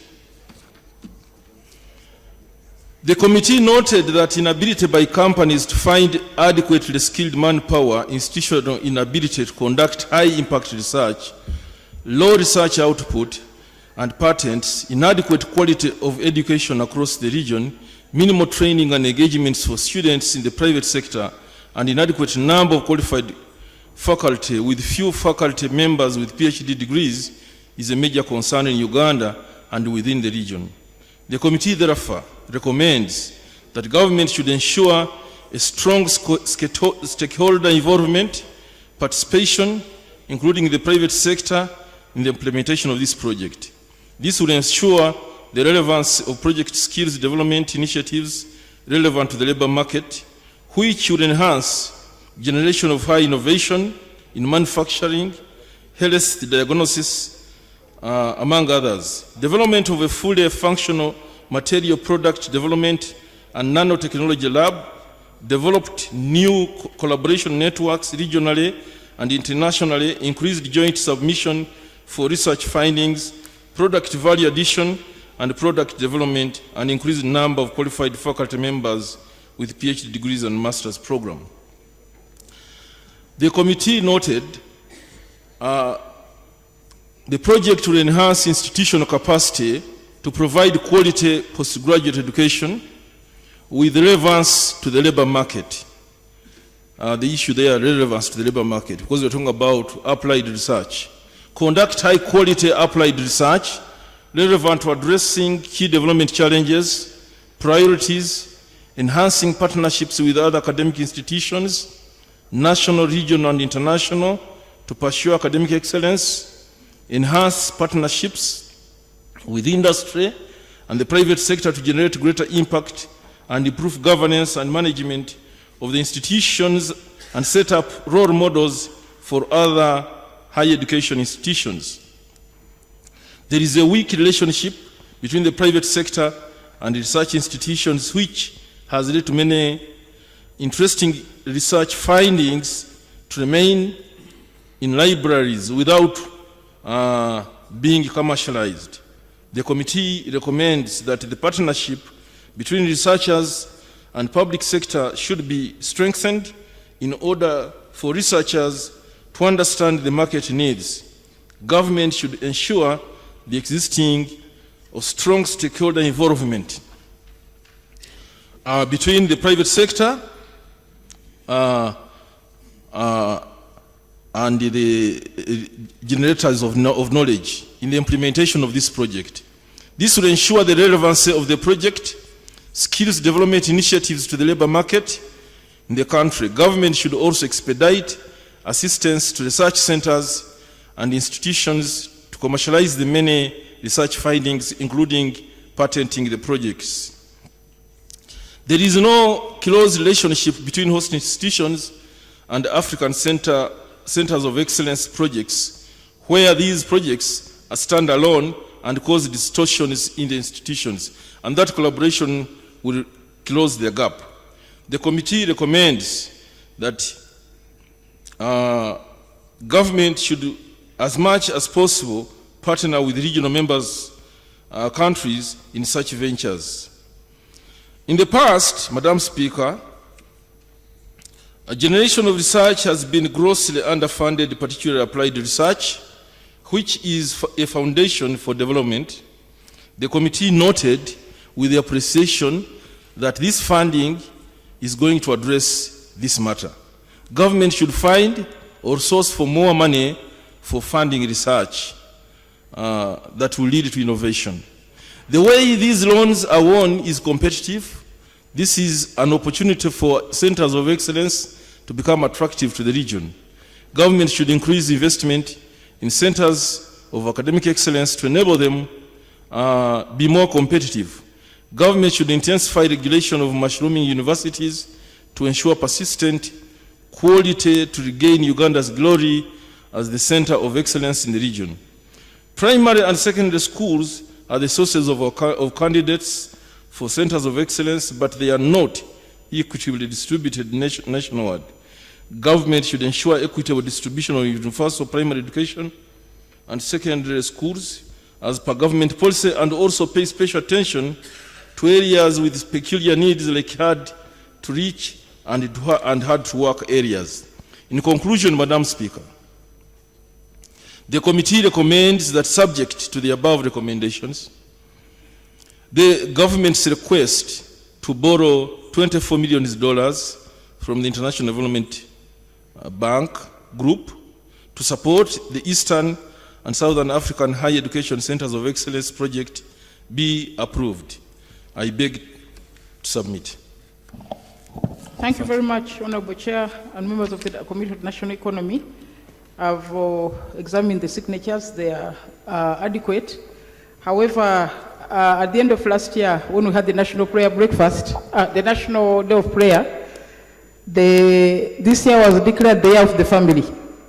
So I'm obliged to allow members to go and have their Valentine today. So the House adjourned to tomorrow at 2 p.m. Thank you very much.